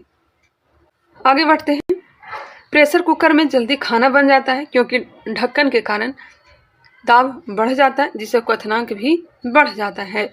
वायुमंडलीय दाब को बैरोमीटर से मापा जाता है। बैरोमीटर की सहायता से मौसम संबंधी पूर्वानुमान भी लगाया जा सकता है। बैरोमीटर का पाठ्यांक जब धीरे धीरे ऊपर चढ़ता है तो दिन साफ होने लगती है। पाठ्यांक जब धीरे धीरे नीचे गिरता है तो वर्षा होने की संभावना होती है। पाठ्यांक जब एक नीचे गिरता है तो आंधी आने की संभावना होती है। Hydraulic lift, hydraulic press, hydraulic brake यह सब पास्कल के नियम पर कार्य करता है। हाइड्रोलिक लिफ्ट हो गया, हाइड्रोलिक प्रेस हो गया, हाइड्रोलिक ब्रेक हो गया, यह सब पास्कल के नियम पर कार्य करता है। नेक्स्ट है एंगस्ट्रम इकाई है। एंगस्ट्रम तरंग दैर्ध्य की इकाई है। एंगस्ट्रम किसका इकाई है? तो हो जाएगा तरंग दैर्ध्य की। तरंग मुख्यतः दो प्रकार का होता है, एक होता है यांत्रिक तरंग एवं एक होता है अयांत्रिक तरंग। यांत्रिक तरंग किसे कहते हैं, मैकेनिकल वेव किसे कहते हैं, वैसे तरंग जिनके संचरण के लिए माध्यम की आवश्यकता होती है, जैसे कि ध्वनि तरंग। ध्वनि तरंग अनुदैर्ध्य तरंग भी होता है। अयांत्रिक तरंग किसे कहेंगे, अयांत्रिक तरंग को विद्युत चुम्बकीय तरंग भी कहा जाता है। ऐसे तरंग होते हैं जिनको संरक्षण के लिए माध्यम की आवश्यकता नहीं होता है। यह तरंग निर्वात में भी संचरित हो सकता है। यह विद्युत चुम्बकीय तरंग प्रकाश के वेग से चलता है। प्रकाश तरंग, अनुप्रस्थ तरंग एवं विद्युत चुम्बकीय तरंग होता है। प्रकाश तरंग जो है यह अनुप्रस्थ तरंग एवं विद्युत चुम्बकीय तरंग होता है। ऊर्जा किसे कहते हैं, तो कार्य करने की क्षमता को ऊर्जा कहा जाता है। इसका एसआई मात्रक जूल एवं सीजियस मात्रक अर्ग होता है। आवृत्ति का एसआई मात्रक हर्ज होता है। वेग का एसआई मात्रक मीटर पर सेकंड होता है। कुछ भौतिक राशि के मात्रक दिया गया है, जैसे कि वेग का एसआई मात्रक मीटर प्रति सेकंड, कोणीय वेग का रेडियन प्रति सेकंड, ठोस कोण का अष्टय रेडियन, समतल या तलीय कोण का रेडियन, ज्योति तीव्रता का कैंडेला, ज्योति फ्लक्स ल्यूमेन, खगोलीय दूरी प्रकाश वर्ग, चुंबकीय तीव्रता टेस्ला। एक बार फिर से, वेग का एसआई मात्रक मीटर प्रति सेकंड, कोणीय वेग रेडियन प्रति सेकंड, ठोस कोण अष्टय रेडियन, समतल या तलीय कोण रेडियन, ज्योति तीव्रता कैंडेला, ज्योति फ्लक्स ल्यूमेन, खगोलीय दूरी प्रकाश वर्ष, चुंबकीय तीव्रता टेस्ला। आवृत्ति को नापा जाता है, आवृत्ति को हर्ट्ज में मापा जाता है। कंपन करने वाली वस्तु 1 सेकंड में जितना कंपन करती है उसे उसकी आवृत्ति कहते हैं। कंपन करने वाली वस्तु 1 सेकंड में जितना कंपन करती है उसे उसकी आवृत्ति कहते हैं। आवृत्ति इक्वल टू कुल दोलनों की संख्या बटा लगा कुल समय, n इक्वल टू 1/t। एक दोलन पूरा करने के समय को आवर्त काल कहते हैं। चाल या वेग का एसआई मात्रक मीटर प्रति सेकंड होता है। शक्ति का एसआई मात्रक वाट होता है। मैं बिल्कुल आराम से चलूंगी, अगर जिन्हें फास्ट करके देखना होगा तो फास्ट करके देख सकते हैं। धीरे धीरे चलूंगी तो अच्छे ढंग से समझ में आएगा। सही कथन चुनिए। लाल प्रकाश का तरंगदैर्ध्य बैंगनी प्रकाश से कम है। नहीं, लाल प्रकाश का तरंगदैर्ध्य हरे प्रकाश से ज़्यादा है। हरे प्रकाश से ज़्यादा है। हाँ, सबसे ज़्यादा तरंगदैर्ध्य किसका होता है, तो यह होता है लाल का। और सबसे कम किसका होता है, तो बैंगनी का। चलिए यहाँ पे देख लीजिए। प्रकाश एक प्रकार की ऊर्जा है जो विद्युत चुंबकीय तरंगों के रूप में संचारित होती है। दृश्य प्रकाश का खोज किसने किया है, तो न्यूटन ने। इसका तरंगदैर्ध्य 3900 एंगस्ट्रॉम से लेकर के 7800 एंगस्ट्रॉम के बीच होता है। प्रकाश का कण सिद्धांत न्यूटन ने दिया था। प्रकाश का तरंग सिद्धांत क्रिश्चियन हाइगन ने दिया था। Dual nature of light de Broglie. प्रकाश का फोटोन सिद्धांत अल्बर्ट आइंस्टीन ने दिया था। मोस्ट इंपॉर्टेंट यहाँ पे दिया गया है, प्रकाश का कणीय सिद्धांत न्यूटन ने दिया। प्रकाश का तरंग सिद्धांत क्रिश्चियन हाइजेंस ने दिया था। डुअल नेचर ऑफ लाइट, प्रकाश का दो नेचर किसने दिया था, तो हो जाएगा द्वि नेचर डी ब्रोगली। प्रकाश का फोटोन सिद्धांत अल्बर्ट आइंस्टीन ने दिया था। प्रकाश का विद्युत चुंबकीय तरंग सिद्धांत प्रकाश के केवल कुछ गुणों की व्याख्या कर पाता है, जैसे प्रकाश का परावर्तन, प्रकाश का अपवर्तन, प्रकाश का सीधी रेखा में गमन, प्रकाश का विवर्तन, प्रकाश का व्यतिकरण एवं ध्रुवन। चलिए यहाँ पे देखेंगे, प्रकाश के कुछ गुण ऐसे हैं जिनकी व्याख्या तरंग सिद्धांत नहीं कर पाता है, जैसे कि प्रकाश, विद्युत प्रभाव और कॉप्टन सिद्धांत। प्रकाश के कुछ गुण ऐसे हैं जिनकी व्याख्या तरंग सिद्धांत नहीं कर पाता है। उसका एग्जाम्पल दिया गया है, प्रकाश, विद्युत प्रभाव तथा क्रॉम्पटन सिद्धांत। प्रकाश, विद्युत प्रभाव एवं क्रॉम्पटन सिद्धांत की व्याख्या आइंस्टीन द्वारा प्रतिपादित प्रकाश के फोटॉन सिद्धांत द्वारा की जाती है। याद रखिएगा, फोटॉन सिद्धांत द्वारा इसको प्रतिपादित किया जाता है। आइंस्टीन के प्रकाश के फोटॉन सिद्धांत द्वारा इसे प्रतिपादित किया जाता है। नेक्स्ट है प्रकाश का वर्ण विक्षेपण। जब सूर्य का प्रकाश प्रिज्म से होकर गुजरता है तो वह अपवर्तन के पश्चात प्रिज्म के आधार की ओर झुकने के साथ साथ विभिन्न रंगों के प्रकाश में बट जाता है। सूर्य प्रकाश या श्वेत प्रकाश को 7 रंगों में विभक्त होने की क्रिया को प्रकाश का वर्ण विक्षेपण कहा जाता है। क्या कहा जाता है, वर्ण विक्षेपण। क्या कहा जाता है, प्रकाश का वर्ण विक्षेपण कहा जाता है। इस प्रकार से 7 रंगों के समूह को वर्ण क्रम कहते हैं। एग्जाम्पल दिया गया है, कह सकते हैं कि 7 रंग है क्या, तो वैजानी ह पिनाला, बैगनी, जामुनी, नीला, हरा, पीला, नारंगी और लाल। इसका ट्रिक भी दिया गया है, विबग्योर, VIBGYOR। आप लोग इस तरह से भी याद रख सकते हैं। वैजानी, पिनाला। नेक्स्ट है प्रकाश के वर्ण विक्षेपण में बैंगनी रंग का विक्षेपण सबसे अधिक होता है, जबकि बैंगनी रंग का तरंगदैर्ध्य सबसे कम होता है। प्रकाश के वर्ण विक्षेपण में लाल रंग का विक्षेपण सबसे कम होता है, जबकि लाल रंग का तरंगदैर्ध्य सबसे अधिक होता है। रेलवे क्रॉसिंग पर सिग्नल के रूप में लाल रंग का इस्तेमाल क्यों किया जाता है? क्योंकि लाल रंग का वर्ण विक्षेपण सबसे कम होता है, मतलब प्रकीर्णन सबसे कम होता है, जिस कारण से यह दूर से ही दिखाई देता है। समुद्र एवं आकाश का रंग नीला प्रकाश के प्रकीर्णन के कारण होता है। प्रकाश के प्रकीर्णन की खोज किसने किया था? तो सीवी रमन ने। अंतरिक्ष यात्रियों को आकाश का रंग काला दिखाई देता है। चलिए आराम से हमने कंप्लीट कर लिया। नेक्स्ट है 40 डिग्री सेल्सियस का मान फ़ारेनहाइट स्केल में है। इसका फॉर्मूला हमने बताया था। 40 डिग्री सेल्सियस का मान फ़ारेनहाइट स्केल पर क्या हो जाएगा? C/100 = F - 32/180। तो इसको कैलकुलेट करिएगा तो इसका राइट आंसर आ जाएगा 104 डिग्री फ़ारेनहाइट। -40 डिग्री सेल्सियस पर और फ़ारेनहाइट स्केल का तापमान एक समान होता है। कितने पर होता है एक समान? तो -40 डिग्री सेल्सियस और फ़ारेनहाइट पर। विद्युत शक्ति की इकाई क्या है? तो यह हो जाएगा वाट। विद्युत शक्ति की इकाई वाट होता है।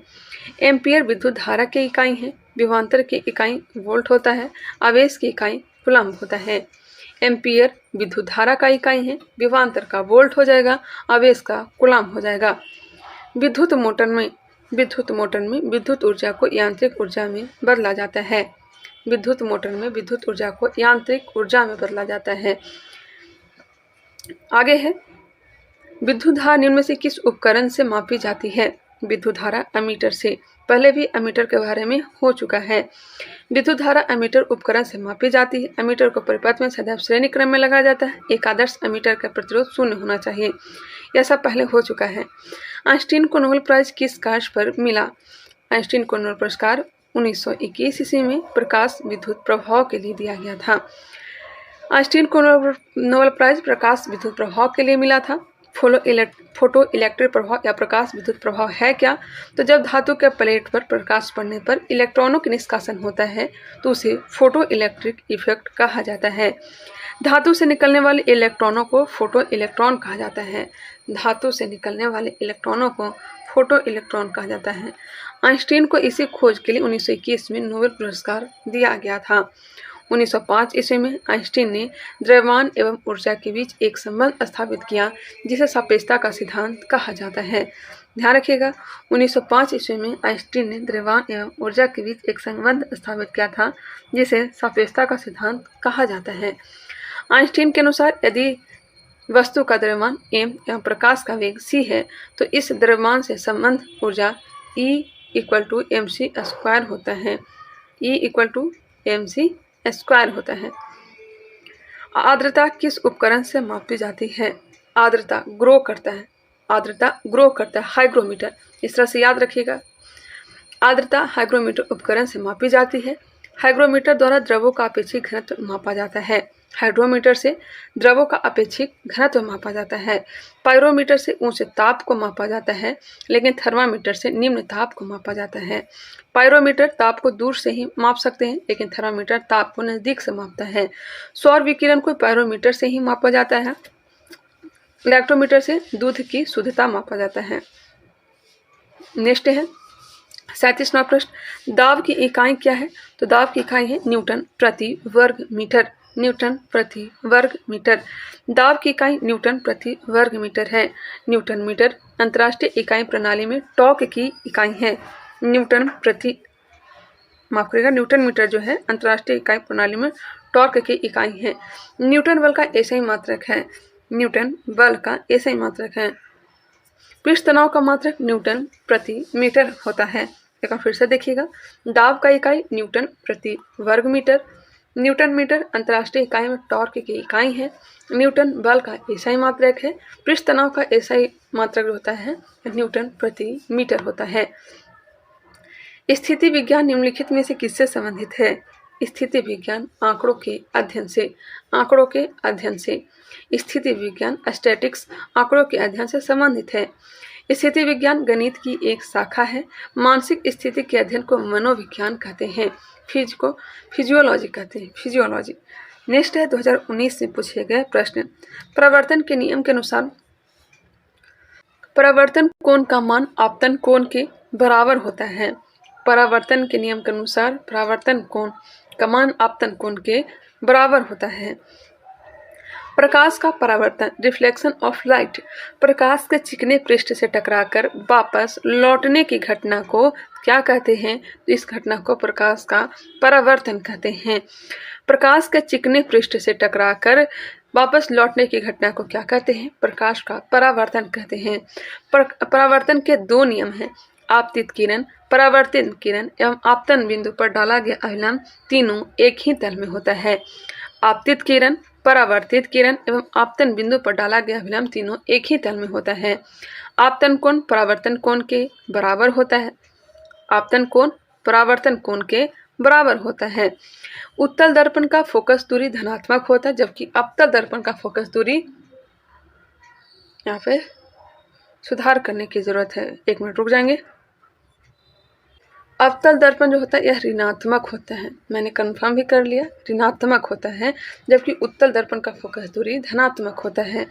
उत्तल दर्पण में हमेशा हमें प्रतिबिंब दर्पण के पीछे उसके ध्रुव और फोकस के बीच वस्तु से छोटा, सीधा एवं आभासी बनता है। उत्तल दर्पण में हमेशा प्रतिबिंब दर्पण के पीछे उसके ध्रुव और फोकस के बीच वस्तु से छोटा और सीधा एवं आभासी बनता है। उत्तल दर्पण का प्रयोग गाड़ी के पीछे के दृश्य को देखने में किया जाता है। सोडियम परावर्तक लैंप में इसका प्रयोग किया जाता है। वही अवतल दर्पण का प्रयोग सोलर कुकर में करते हैं। बड़ी फोकस दूरी वाला अवतल दर्पण दाढ़ी बनाने में, आँख, कान, नाक मतलब ENT के जो विशेषज्ञ होते हैं, डॉक्टर होते हैं, वो अवतल दर्पण का प्रयोग करते हैं। गाड़ी की हेडलाइट एवं सर्च लाइट में अवतल दर्पण का प्रयोग किया जाता है।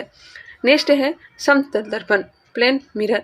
समतल दर्पण किसी वस्तु का प्रतिबिंब दर्पण के पीछे उतनी दूरी पर बनता है जितनी दूरी पर वस्तु दर्पण के सामने रखी होती है।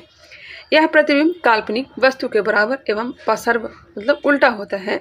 समतल दर्पण में वस्तु का पूर्ण प्रतिबिंब देखने के लिए दर्पण की लंबाई वस्तु की लंबाई की कम से कम आधी होनी चाहिए। ध्यान रखिएगा, यदि आपतित किरण को नियत रखते हुए दर्पण को 0 डिग्री कोण से घुमा दिया जाए तो परावर्तित किरण 20 डिग्री से घूम जाती है। यदि कोई व्यक्ति भी चाल से दर्पण की ओर चलता है, उस दर्पण में उसे अपना प्रतिबिंब जो है 2 भी चाल से अपनी ओर आता हुआ प्रतीत होगा, मतलब दुगनी रफ्तार से। ध्वनि तरंग किस प्रकार के तरंगे हैं? तो यह हो जाएंगे अनुदैर्ध्य यांत्रिक तरंग। जब तरंग गति की दिशा माध्यम के कणों के कंपन करने की दिशा के समानांतर होती है तो ऐसी तरंग को क्या कहते हैं? अनुदैर्ध्य तरंग कहते हैं। जब तरंग गति की दिशा माध्यम के कणों के कंपन करने की दिशा के समानांतर होती है तो ऐसे तरंग को अनुदैर्ध्य तरंग कहते हैं। अनुप्रस्थ तरंग की गति की दिशा माध्यम के कणों के कंपन करने की दिशा के लंबवत होती है तो इस प्रकार के तरंगों को अनुप्रस्थ तरंग कहते हैं। पानी में पत्थर फेंकने पर पानी में उत्पन्न तरंग अनुप्रस्थ तरंग होता है। पानी में पत्थर फेंकने पर पानी में उत्पन्न तरंग अनुप्रस्थ तरंग होता है। ध्वनि एक माध्यम से दूसरे माध्यम में जाती है तो ध्वनि की चाल एवं तरंग दैर्ध्य बदल जाती है, जबकि आवृत्ति नहीं बदलती है।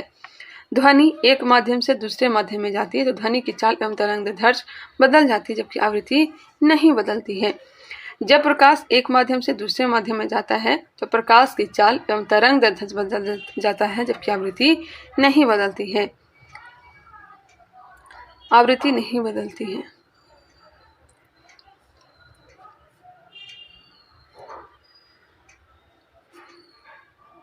नेक्स्ट क्वेश्चन है, लेंस शक्ति डायोप्टर का संबंध है। लेंस शक्ति डायोप्टर का संबंध हो जाएगा फोकस दूरी का व्युत्क्रम। फोकस दूरी का व्युत्क्रम। लेंस शक्ति या क्षमता। फोकस दूरी का व्युत्क्रम को लेंस की क्षमता कहा जाता है। इसे डायोप्टर में मापा जाता है। डायोप्टर को D द्वारा सूचित किया जाता है। यदि किसी लेंस की फोकस दूरी मीटर में हो तो उसकी क्षमता P = 1/f डायोप्टर होता है। 1/f डायोप्टर होता है। उत्तल लेंस की क्षमता धनात्मक और अवतल लेंस की क्षमता ऋणात्मक होता है। वहाँ पे गलती दिया गया था, जिसे मैंने सुधार भी किया था, यहाँ पे सही दिया गया है। नेक्स्ट है 2019 में पूछे गए प्रश्न, प्रकाश का तरंग सिद्धांत किसने दिया था? तो दिया था हाइजेंस ने। प्रकाश का तरंग सिद्धांत हाइजेनबर्ग ने दिया था। हाइजेनबर्ग अनिश्चितता का सिद्धांत यह बताता है कि किसी वस्तु की स्थिति और गति दोनों को ठीक से मापना या गणना करना असंभव है। हाइजेनबर्ग अनिश्चितता का सिद्धांत यह बताता है कि किसी वस्तु की स्थिति और गति दोनों को ठीक से मापन या गणना करना क्या है? असंभव है। न्यूटन गति के नियम और गुरुत्वाकर्षण के नियम के लिए जाने जाते हैं। आइंस्टीन प्रकाश विद्युत प्रभाव एवं सापेक्षता के सिद्धांत के लिए जाने जाते हैं। आर्किमिडीज उत्प्लावन के नियम के लिए जाने जाते हैं। नेक्स्ट क्वेश्चन है, यदि किसी वस्तु का संवेग दोगुना कर दिया जाए तो उसकी गतिज ऊर्जा में कितने प्रतिशत की वृद्धि होगी?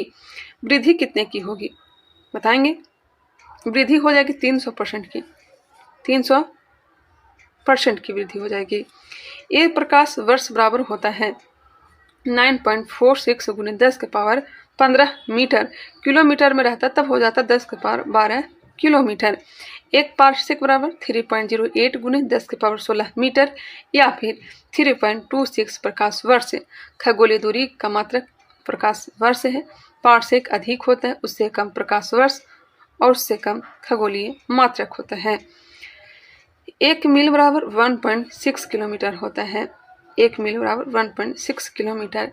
एक नाविक मील बराबर 1.852 किलोमीटर होता है। नेक्स्ट क्वेश्चन है, प्रतिचुंबकीय पदार्थ की चुंबकीय प्रकृति कैसी होती है? प्रतिचुंबकीय पदार्थ की चुंबकीय प्रकृति ऋणात्मक होती है।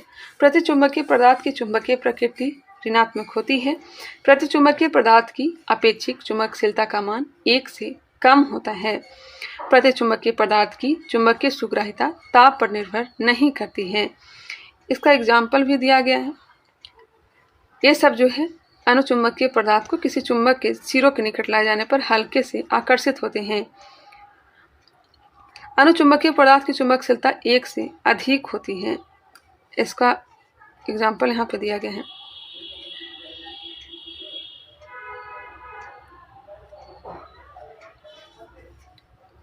यहाँ पे आप लोग सुधार कर लेंगे थोड़ा। नेक्स्ट क्वेश्चन है, लघु परिपथ के समय में विद्युत धारा, लघु परिपथ के समय में विद्युत धारा बहुत ज़्यादा बढ़ जाती है। बहुत ज़्यादा बढ़ जाती है। लघु परिपथ का मतलब होता है शॉर्ट सर्किट। शॉर्ट सर्किट के समय परिपथ में विद्युत धारा बहुत ज़्यादा बढ़ जाती है। विद्युत परिपथ में धारा का प्रवाह हमेशा बंद सर्किट में होता है, खुला सर्किट में नहीं होता है। जब बंद परिपथ में धारा का प्रवाह बहुत ज़्यादा बढ़ जाता है तो शॉर्ट सर्किट या लघु परिपथन होता है। धारा का मान बढ़ने पर वोल्टेज का मान घटता है। शॉर्ट सर्किट से बचने या परिपथ को जलने से बचाने के लिए फ्यूज का प्रयोग किया जाता है। फ्यूज लेड एवं टीन का बना होता है। फ्यूज जो है शीशा और टीन का बना होता है। फ्यूज तार का प्रतिरोध उच्च एवं गलनांक निम्न होता है। फ्यूज तार का प्रतिरोध उच्च होता है एवं गलनांक जो है निम्न होता है। फ्यूज परिपथ में उच्च धारा के प्रवाह होने पर खुद को गला देता है, जिससे सर्किट टूट जाती है एवं दूसरे विद्युत उपकरण सुरक्षित बच जाते हैं। नेक्स्ट क्वेश्चन है, जब प्रकाश एक माध्यम से दूसरे माध्यम में तिरछा प्रवेश करता है तो प्रकाश के संचलन की दिशा दूसरे माध्यम में बदल जाती है। इस प्रभाव को जाना जाता है अपवर्तन के नाम से। जब प्रकाश एक माध्यम से दूसरे माध्यम में तिरछा प्रवेश करता है तो प्रकाश के संचलन की दिशा दूसरे माध्यम में बदल जाती है। इस प्रभाव को अपवर्तन के रूप में जाना जाता है। प्रकाश का अपवर्तन है क्या? तो वही है जब प्रकाश के एक माध्यम से दूसरे माध्यम में प्रवेश करने पर अपने मार्ग से मुड़ जाने की घटना को ही प्रकाश का अपवर्तन कहते हैं। प्रकाश के अपवर्तन के नियम दिए गए। आपतित किरण, अपवर्तित किरण तथा अभिलंब तीनों एक ही समतल में स्थित होते हैं। आपतित किरण, अपवर्तित किरण तथा अभिलंब तीनों एक ही समतल में स्थित होते हैं। किन्हीं दो माध्यम के लिए आपतन कोण के ज्या तथा अपवर्तन कोण के ज्या का अनुपात एक नियतांक होता है। नियतांक को पहले माध्यम के सापेक्ष दूसरे माध्यम का अपवर्तनांक कहते हैं। इस नियम को स्नेल का नियम भी कहा जाता है। किसी माध्यम का अपवर्तनांक भिन्न भिन्न रंग के प्रकाश के लिए भिन्न भिन्न होता है। तरंग दैर्ध्य बढ़ने के साथ अपवर्तनांक का मान कम हो जाता है। लाल रंग का अपवर्तनांक सबसे कम तथा बैंगनी रंग का अपवर्तनांक सबसे अधिक होता है। ताप बढ़ने पर भी समानता अपवर्तनांक घटता है। तापमान बढ़ने पर समानता अपवर्तनांक घटता है। प्रकाश के अपवर्तन के उदाहरण हैं द्रव में अंशतः डूबी हुई सीधी छड़ी टेढ़ी दिखाई प्रतीत होना, सूर्योदय के पहले एवं सूर्यास्त के बाद भी सूर्य दिखाई देना, तारे को टिमटिमाते हुए दिखाई प्रतीत होना, पानी से भरी बाल्टी की गहराई कम प्रतीत होना या फिर ऊपर की ओर उठा हुआ दिखाई पड़ना, पानी से भरे किसी बर्तन की तली में पड़ा हुआ सिक्का थोड़ा ऊपर की ओर दिखाई पड़ना, जल के अंदर पड़ी हुई मछली वास्तविक गहराई से कुछ ऊपर उठी हुई दिखाई पड़ना। अब आगे दिया गया प्रकाश के परावर्तन। प्रकाश का किसी माध्यम में किसी सतह से टकराकर लौट जाने की घटना प्रकाश का परावर्तन कहलाता है। इसके बारे में पहले बताया जा चुका है, हमने करवाया भी। प्रकाश का प्रकीर्णन, प्रकाश का माध्यम में उपस्थित जलवाष्प या धूल कणों द्वारा विभिन्न रंगों में बिखराव प्रकीर्णन कहलाता है। प्रकीर्णन के कारण समुद्र का रंग एवं आसमान का रंग नीला दिखाई पड़ता है। प्रकाश का विवर्तन, प्रकाश का विवर्तन किसे कहते हैं? प्रकाश की किसी खास दिशा में अवरोध के किनारों से मुड़ना विवर्तन कहलाता है। ध्रुवन किसे कहते हैं? अनुप्रस्थ तरंग जैसे प्रकाश का गुण है उनके दोनों की दिशा से संबंधित है। ध्रुव का अर्थ है निश्चित। ध्रुवित रंग में किसी सीमित रूप में ही दोलन होते हैं, जबकि अध्रुवित रंग में सभी दिशाओं में समान रूप से दोलन होता है। ध्वनि तरंग के साथ ध्रुवन की घटना नहीं होती है। ध्रुवन की घटना हमेशा अनुप्रस्थ तरंगों में ही होती है और ध्रुवन की घटना देखने को मिलती है प्रकाश में, और ध्रुवन के कारण ही प्रकाश और ध्वनि में अंतर मालूम कर सकते हैं। नेक्स्ट क्वेश्चन है, निम्नलिखित में कौन से रंग के लिए प्रकाश का प्रकीर्णन न्यूनतम होता है? तो होता है लाल रंग का। लाल रंग का यह सब पहले हो चुका है। 1 ओम बराबर 1 वोल्ट बटा 1 एम्पियर होता है। 1 ओम बराबर 1 वोल्ट बटा 1 एम्पियर होता है।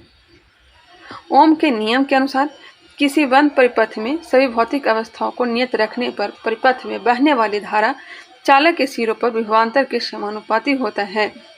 किसी बंद परिपथ में सभी भौतिक अवस्थाओं को नियत रखने पर परिपथ में बहने वाली धारा चालक के सिरों पर विभवांतर के समानुपाती होता है, अर्थात V = RI, जहां R एक नियतांक है जिसे चालक का प्रतिरोध कहते हैं। प्रतिरोध का इसी मात्रक ओम होता है। किसी चालक का प्रतिरोध निम्न कारणों पर निर्भर करता है: चालक के तापमान पर, चालक तार का लंबाई एवं क्षेत्रफल पर, चालक तार की प्रकृति पर। नेक्स्ट क्वेश्चन है, विद्युत मोटर एक युक्ति है जो कि विद्युत ऊर्जा को यांत्रिक ऊर्जा में परिवर्तित करता है। हाँ, विद्युत मोटर जो है यह विद्युत ऊर्जा को यांत्रिक ऊर्जा में चेंज करता है। नेक्स्ट क्वेश्चन पे आइए, विद्युत विभवांतर की एसआई इकाई क्या होता है? विद्युत विभवांतर का एसआई मात्रक होता है वोल्ट। विभवांतर जूल प्रति कूलम या फिर वोल्ट होता है। इटली के प्रसिद्ध वैज्ञानिक एल्सेंड्रो वोल्टा के सम्मान में विभव की इकाई वोल्ट रखा गया है। वोल्ट मीटर एक यंत्र है जिसके द्वारा विभवांतर की माप की जाती है। कूलम विद्युत आवेश का मात्रक होता है। जूल कार्य एवं ऊर्जा का एसआई मात्रक होता है।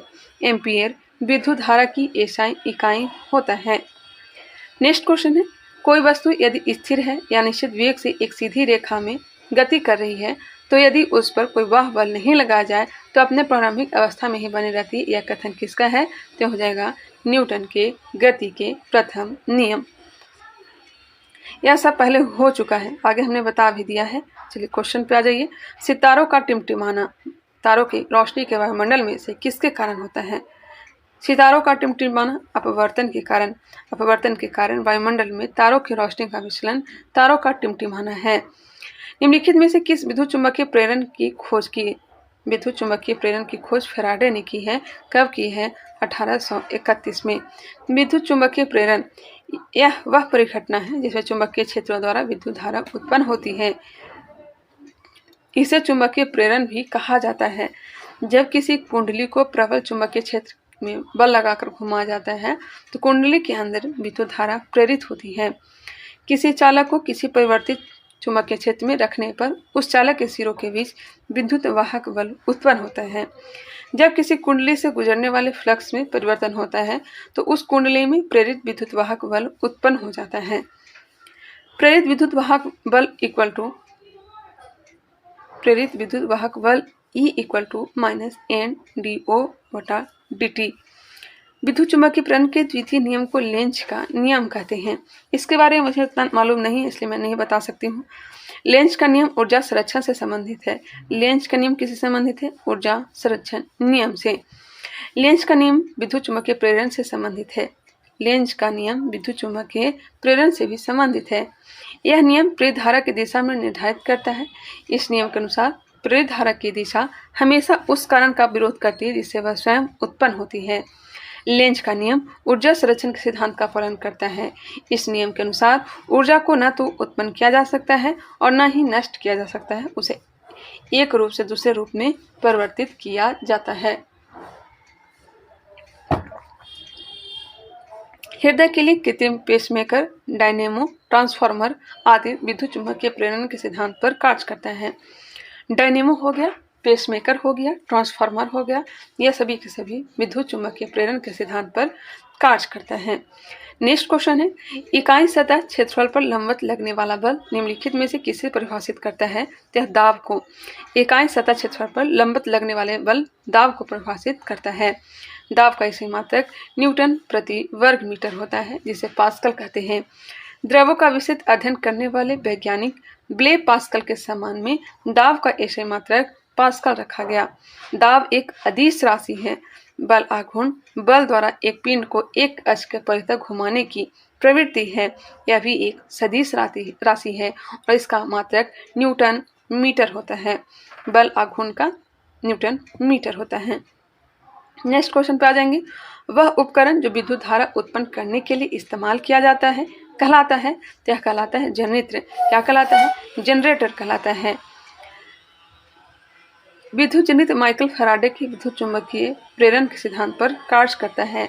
गैल्वेनोमीटर यह एक विद्युत चुम्बकीय उपकरण है जिसका उपयोग विद्युत धारा के कम मात्रा का पता लगाने में किया जाता है या फिर विद्युत धारा की उपस्थिति के बारे में पता लगाया जाता है। गैल्वेनोमीटर का आविष्कारक कौन थे? तो एड्रे मेरी एम्पियर थे। विद्युत मोटर एक विद्युत यांत्रिक उपकरण है जो विद्युत ऊर्जा को यांत्रिक ऊर्जा में बदलती है। विद्युत चुम्बकीय प्रभाव पर यह कार्य करती है। क्वेश्चन है, निम्नलिखित में से कौन सी ऊष्मा की इकाई नहीं है? ऊष्मा की इकाई कैलोरी है, BTU है, जूल है, जबकि फोन नहीं है। फोन ध्वनि या शोर की प्रबलता स्तर की इकाई या मात्रक है। कैलोरी ऊर्जा और ऊष्मा की मात्रक है। जूल जो हो जाएगा कार्य और वह ऊष्मा का मात्रक।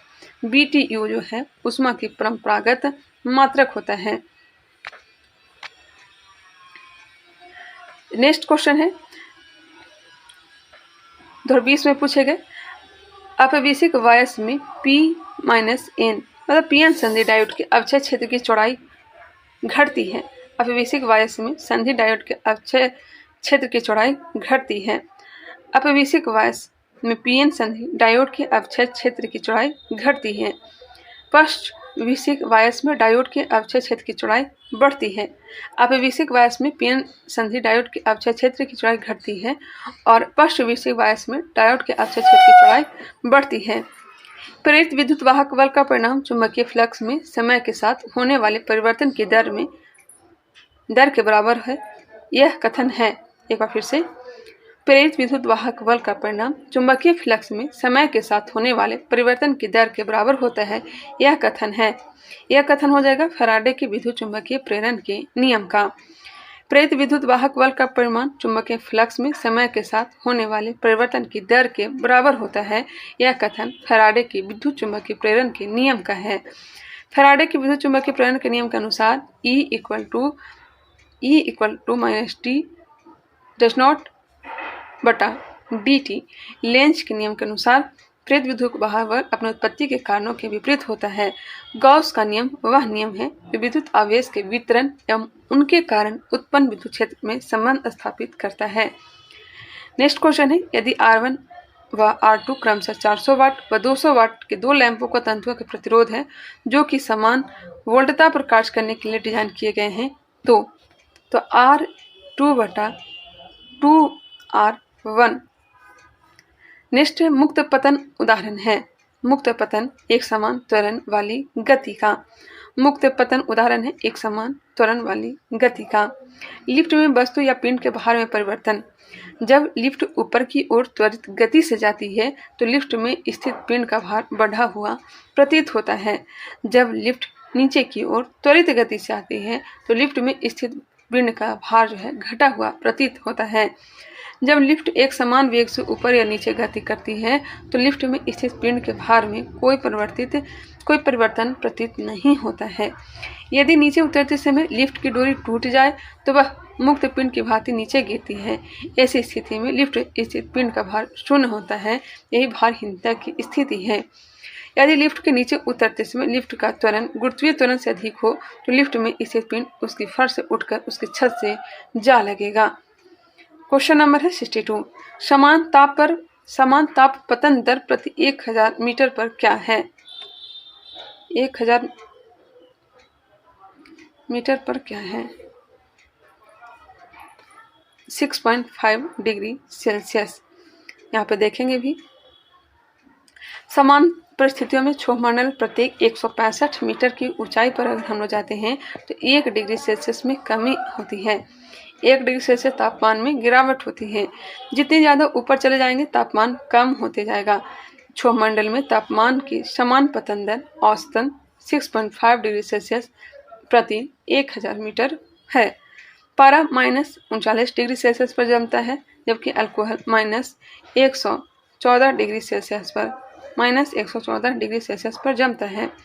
सबसे न्यूनतम तापमान ज्ञात करने के लिए हीलियम गैस तापमापी का प्रयोग किया जाता है। सबसे न्यूनतम तापमान ज्ञात करने के लिए हीलियम गैस तापमापी का प्रयोग करते हैं। नेक्स्ट क्वेश्चन है निम्न में से कौन सा संबंध श्रेणी LCR परिपथ के अनुनाद अवस्था के लिए सही नहीं है?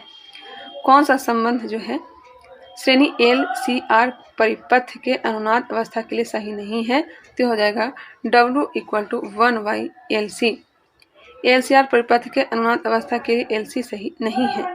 जब किसी परिपथ में प्रेरकत्व L का एक सिरा धारिता C से तथा धारिता से पुनः प्रतिरोध R को श्रेणी क्रम में जोड़ देते हैं एवं संपूर्ण परिपथ को एक प्रत्यावर्ती धारा स्रोत से जोड़ दिया जाता है तो इस प्रकार के परिपथ को LCR परिपथ कहते हैं। आगे है जब प्रेरकत्व धारिता तथा प्रतिरोध को एक प्रत्यावर्ती धारा स्रोत से जोड़ दिया जाता है इस अवस्था में प्रतिरोध R के सिरों के बीच विभवांतर VR तथा धारा के बीच कालांतर शून्य होगा, अतः दोनों समान कला में होंगे। प्रेरकत्व L के सिरों के बीच विभवांतर V तथा धारों से कला में 90 डिग्री आगे होगा। धारिता C के सिरों के बीच विभवांतर VC तथा धारा I से कला 90 डिग्री पीछे होगा। तो इस प्रकार V और VC के बीच कालांतर 180 डिग्री होगा। यह दोनों एक दूसरे के विपरीत होंगे एवं इनका कुल विभवांतर होगा, जबकि LCR का परिणामी विभवांतर है। नेक्स्ट है जब किसी परिपथ में प्रेरण प्रतिघात तथा धारितीय प्रतिघात बराबर होती है तो परिपथ की प्रतिबाधा उसके प्रतिरोध के बराबर हो जाती है, तब इस परिपथ को अनुनादी परिपथ कहते हैं। नेक्स्ट क्वेश्चन है वायुदाब को मापने वाला यंत्र कहलाता है। वायुदाब को मापने वाला यंत्र बैरोमीटर कहा जाता है। एनीमोमीटर क्या है? तो पृथ्वी तल पर पवन का वेग। नेक्स्ट क्वेश्चन है दिए हुए परिपथ में कुल प्रतिरोध है तो हो जाएगा 20/3 ओम।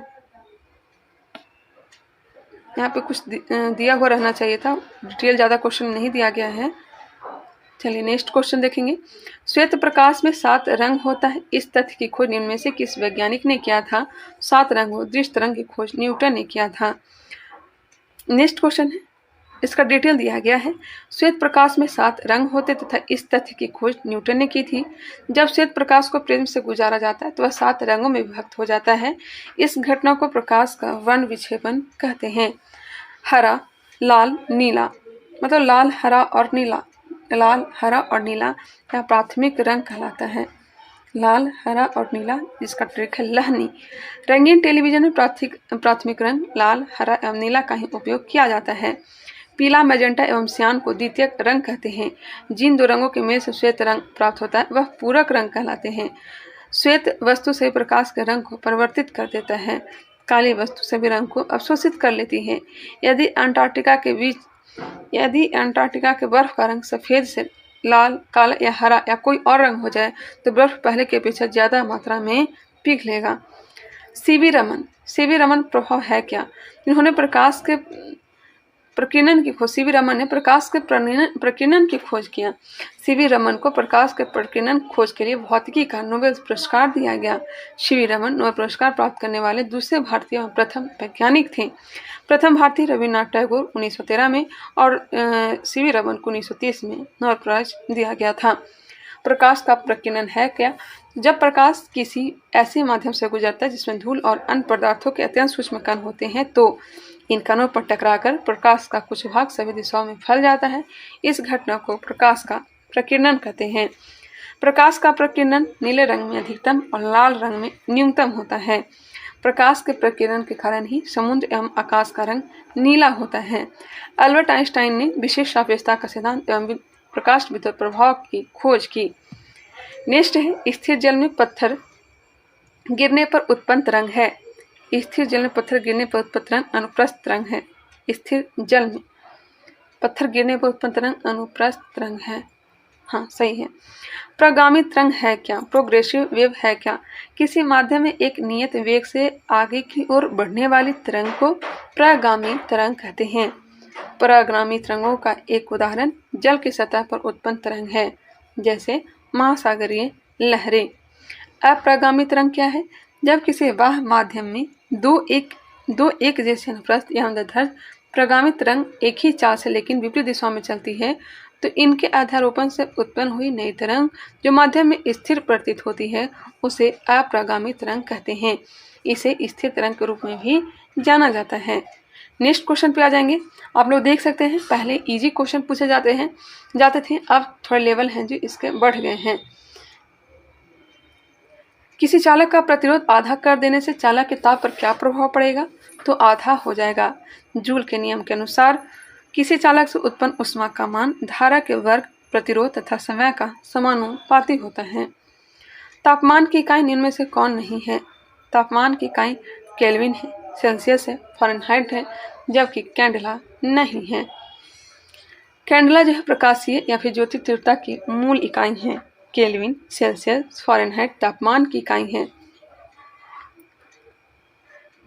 ताप का एक सही मात्रक केल्विन होता है। यदि वस्तु का घनत्व पानी के घनत्व से अधिक होगा तो वस्तु पानी में डूब जाएगा। यदि वस्तु का घनत्व पानी के घनत्व से अधिक होगा तो वस्तु पानी में डूब जाएगा। जिस वस्तु का घनत्व या पानी से अधिक होगा, भार पानी से अधिक होगा, जिस वस्तु का घनत्व या भार पानी से अधिक होगा वह पानी में डूब जाएगा। लेकिन जिस वस्तु का घनत्व या भार पानी से कम होगा वह पानी में तैरने लगेगा। सुई पानी में डूब जाता है क्योंकि सुई का घनत्व पानी से ज़्यादा होता है। नाव पानी में तैरते रहता है क्योंकि नाव का घनत्व पानी से कम होता है। अगर प्रश्न आए कि सुई पानी में क्यों तैरता है तो वह पृष्ठ तनाव के कारण होगा। पृष्ठ तनाव के बारे में चर्चा हमने कर भी लिया है। समतल दर्पण के प्रतिबिंब बनता है। समतल दर्पण के प्रतिबिंब सीधा तथा आभासी।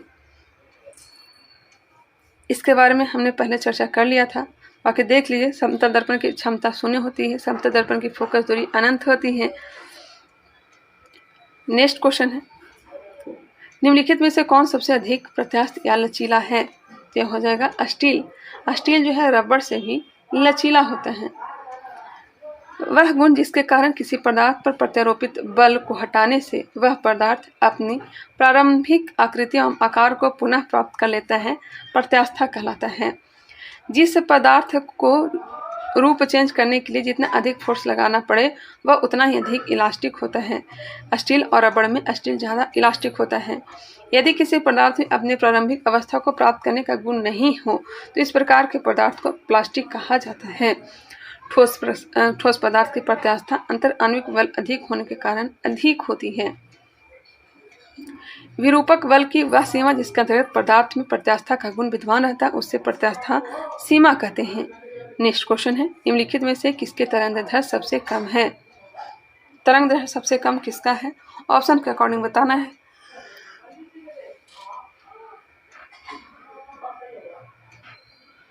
इसका राइट आंसर हो जाएगा एक्स किरणें। एक्स किरण की तरंगदैर्घ्य सबसे कम है। विकल्प के अनुसार ऐसे सबसे कम तरंगदैर्घ्य किसका होता है? तो गामा किरण का होता है।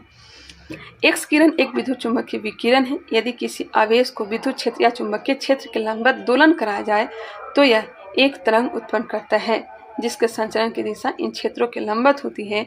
इसे विद्युत चुंबकीय तरंग कहते हैं। तरंग दैर्घ्य का मान ऊपर से नीचे की ओर बढ़ता एवं ऊर्जा की आवृत्ति का मान घटता है। ऊपर से नीचे की ओर बढ़ता है तरंग दैर्घ्य का मान, बाकी ऊर्जा का आवृत्ति ऐसा मान है जो घटते क्रम में दिया गया है। जैसे कि तरंग दैर्घ्य सबसे कम गामा का होगा, ऊर्जा और आवृत्ति सबसे ज़्यादा दीर्घ तरंग का होगा। गामा किरणें, इसका एक ट्रिक है गाय एविजू इंफ्रा मारे, गाय एविजू इंफ्रा मारे। गामा किरणें, एक्स किरणें, परावैंगनिक किरणें, देश किरणें, अवरक्त, सूक्ष्म रेडियो तरंग और दीर्घ रेडियो तरंग। प्रमुख तरंग एवं उनके खोजकर्ता के नाम दिया गया है और उसका प्रयोग दिया गया है। गामा किरण की खोज हेनरी बेकरेल, इसका प्रयोग रेडियोथेरेपी, नसबंदी, कीटाणु शोधन में। एक्स किरण का प्रयोग, इसकी खोजकर्ता रॉन्टेजन है, इसका प्रयोग चिकित्सा उद्योग के क्षेत्र में। परावैंगनिक किरण की खोज रिटर ने किया था, चिकित्सा और दंत चिकित्सा में प्रयोग किया जाता है बैक्टीरिया को मारने के लिए। दृश्य किरण को न्यूटन, इसी के कारण किसी वस्तु को हम देख पाते हैं। अवरक्त किरण की खोज हर्शल ने किया था, फोटोग्राफी करने में, शिकायत करने में इसका प्रयोग करते हैं। लघु रेडियो तरंग हेनरिक हर्ट्ज ने किया था, रेडियो, टेलीविजन, टेलीफोन इत्यादि में इसका प्रयोग किया जाता है। दीर्घ रेडियो तरंग मार्कोनी, रेडियो, टेलीविजन और टेलीफोन। नेक्स्ट क्वेश्चन है, प्रकाश तरंग और ध्वनि तरंग के बीच का अंतर निम्नलिखित में से किस घटना पर आधारित है? तो यह ध्रुवीकरण है। पहले ही हमने बताया था ध्रुवीकरण के कारण ही होता है। चलती कार में अचानक ब्रेक लगने पर यात्री आगे की ओर झुक जाते हैं, किसके कारण से?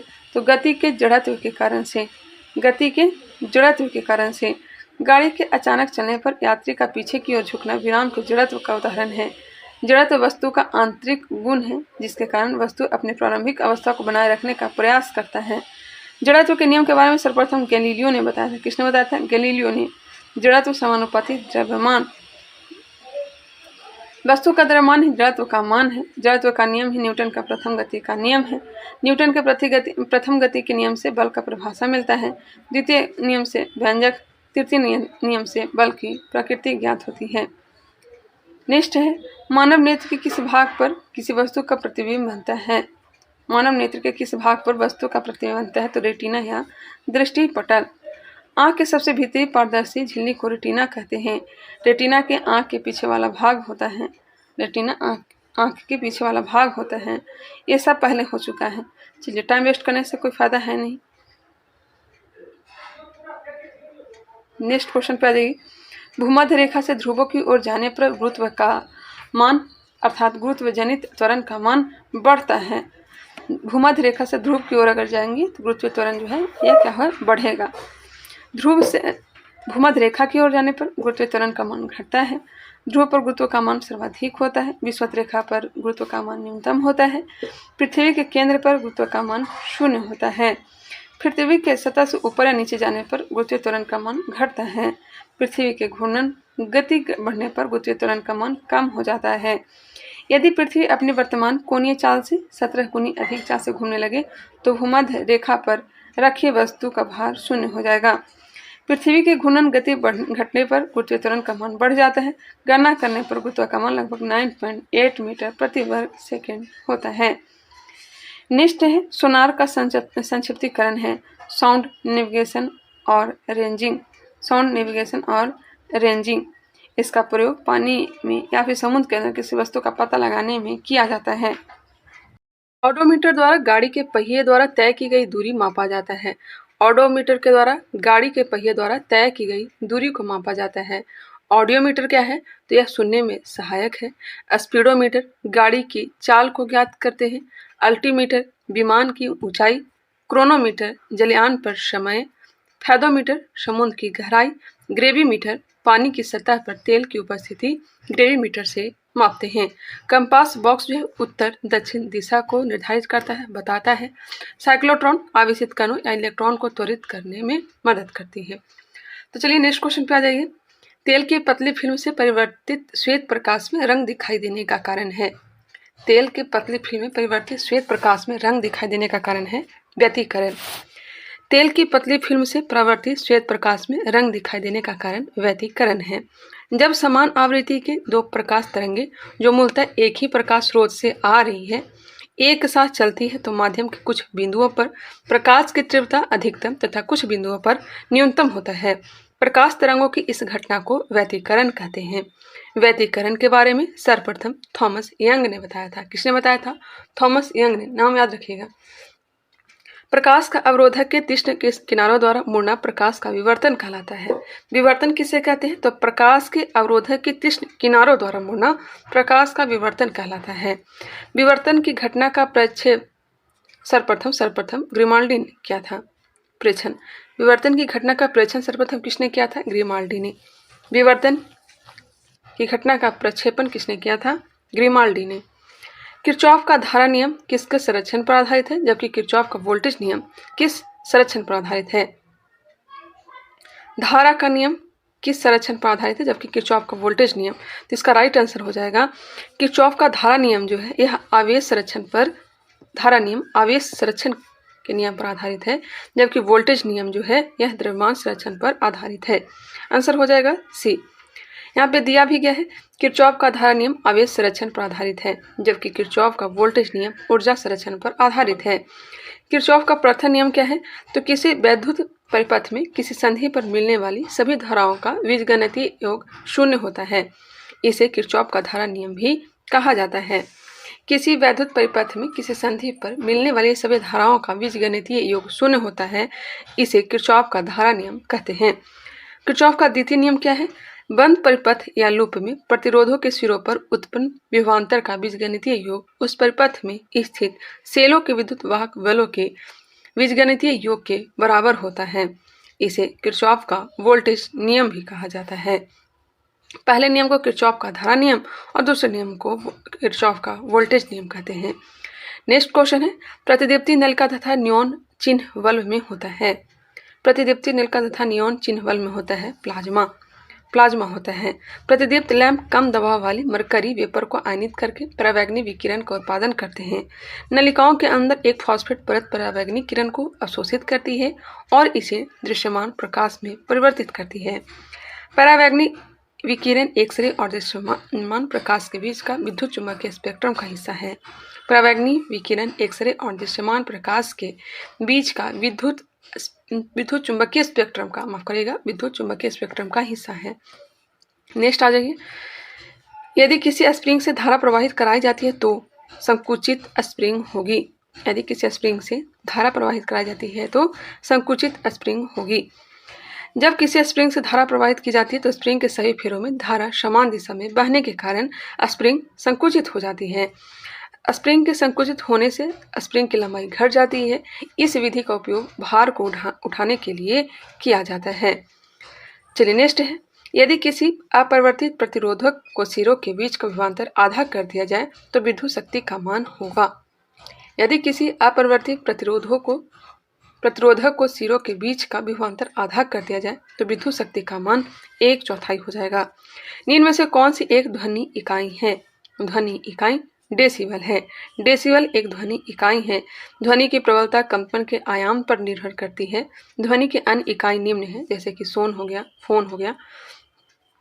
ध्वनि की अन्य इकाई ऊष्मा मापने की इकाई कैलोरी है। विद्युत धारा की मापने की इकाई एम्पियर है। विद्युत विभव मापने की इकाई वोल्ट है। नेक्स्ट है, सितारों के टिमटिमाने का कारण है। सितारे प्रकाश का वायुमंडलीय अपवर्तन के कारण टिमटिमाते हैं। सितारों के प्रकाश का वायुमंडलीय अपवर्तन सितारों के टिमटिमाने का कारण है। प्रकाश के एक माध्यम से दूसरे माध्यम में प्रवेश करने पर वह अपने वास्तविक मार्ग से विचलित हो जाती है। इसे प्रकाश का अपवर्तन कहते हैं। इस टॉपिक पर पहले चर्चा की जा चुकी है। नेक्स्ट है 2022 में पूछे गए प्रश्न मेंस एग्जाम में, किसी अर्धचालक का ताप बढ़ाने पर उसकी प्रतिरोधकता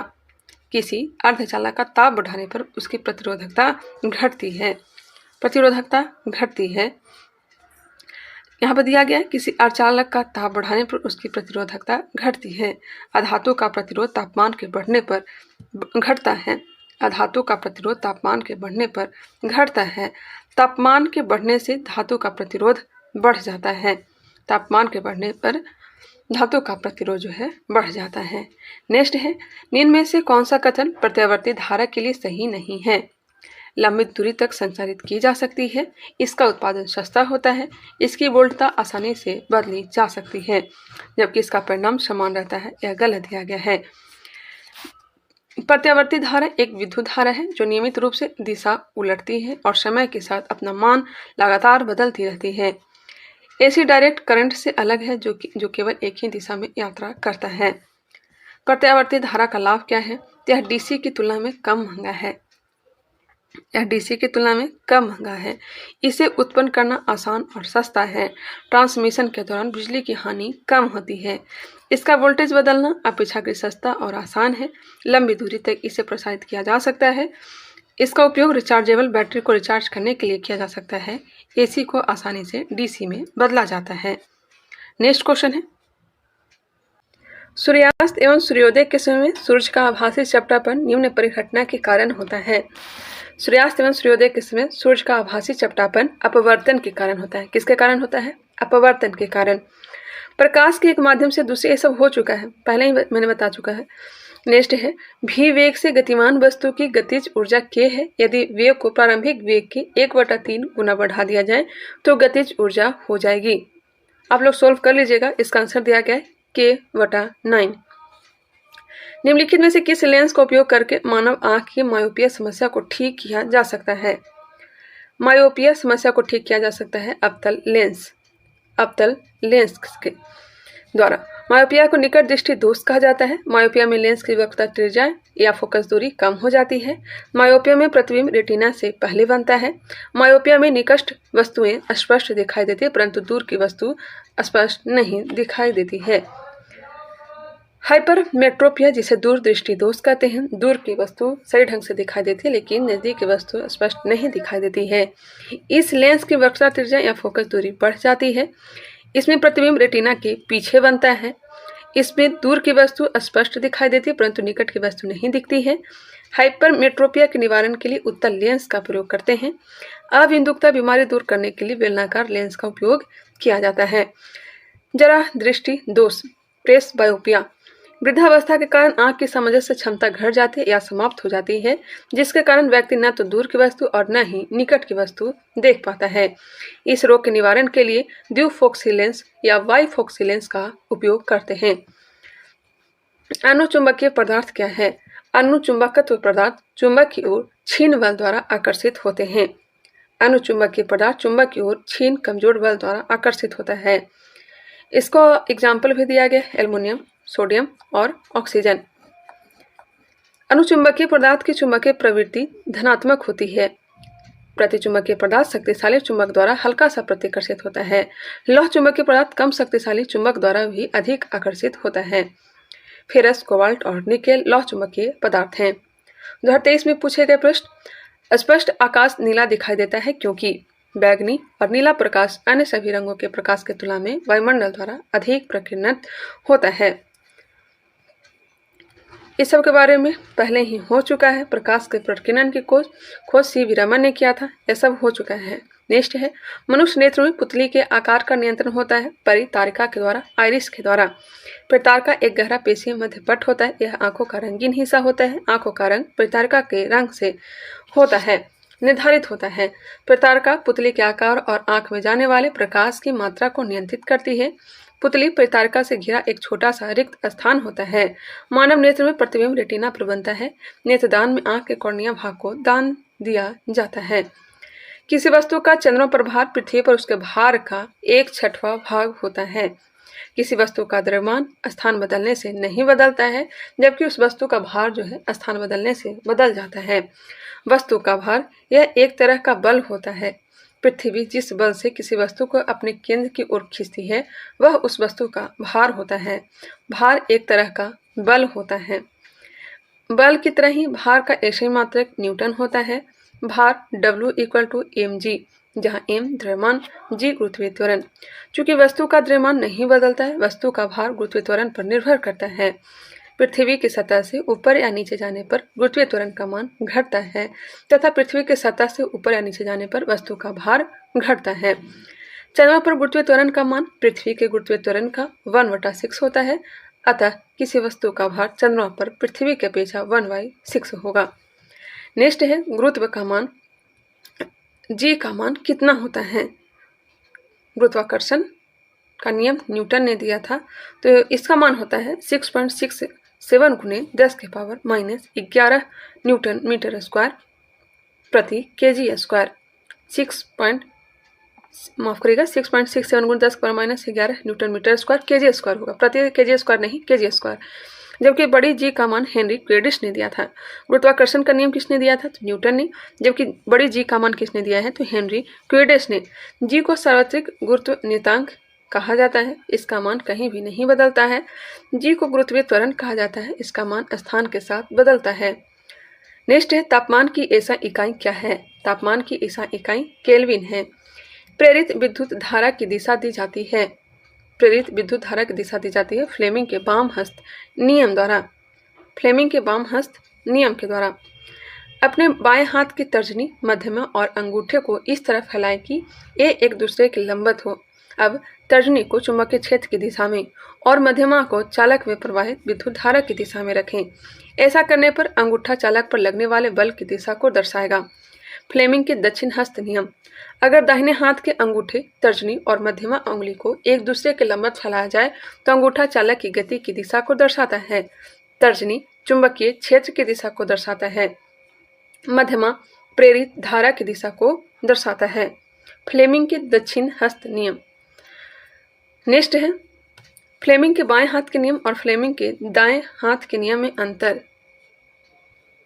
फ्लेमिंग के दक्षिण हस्त नियम, दाएं हाथ का नियम, दाएं हाथ का नियम था। बाएं हाथ का नियम मोटरों पर लागू होता है। बाएं हाथ का नियम मोटरों पर लागू होता है। दाएं हाथ का नियम जनरेटर पर लागू होता है। बाएं हाथ का नियम मोटर पर और दाएं हाथ का नियम जनरेटर पर लागू होता है। तो चलिए फिजिक्स भी कंप्लीट हो चुका। आगे हम लोग कोई और सब्जेक्ट को और देखेंगे। तो चलिए इस वीडियो को यहीं रहने देते हैं, मिलते हैं नेक्स्ट वीडियो में। अगर यह वीडियो पसंद आया होगा तो इसे लाइक करिएगा। हमारे चैनल को सब्सक्राइब नहीं किया तो सब्सक्राइब कर लीजिए, बेल आइकन को क्लिक कर लीजिए और इसे शेयर भी किया करिए। मिलते हैं नेक्स्ट वीडियो में, तब तक के लिए धन्यवाद।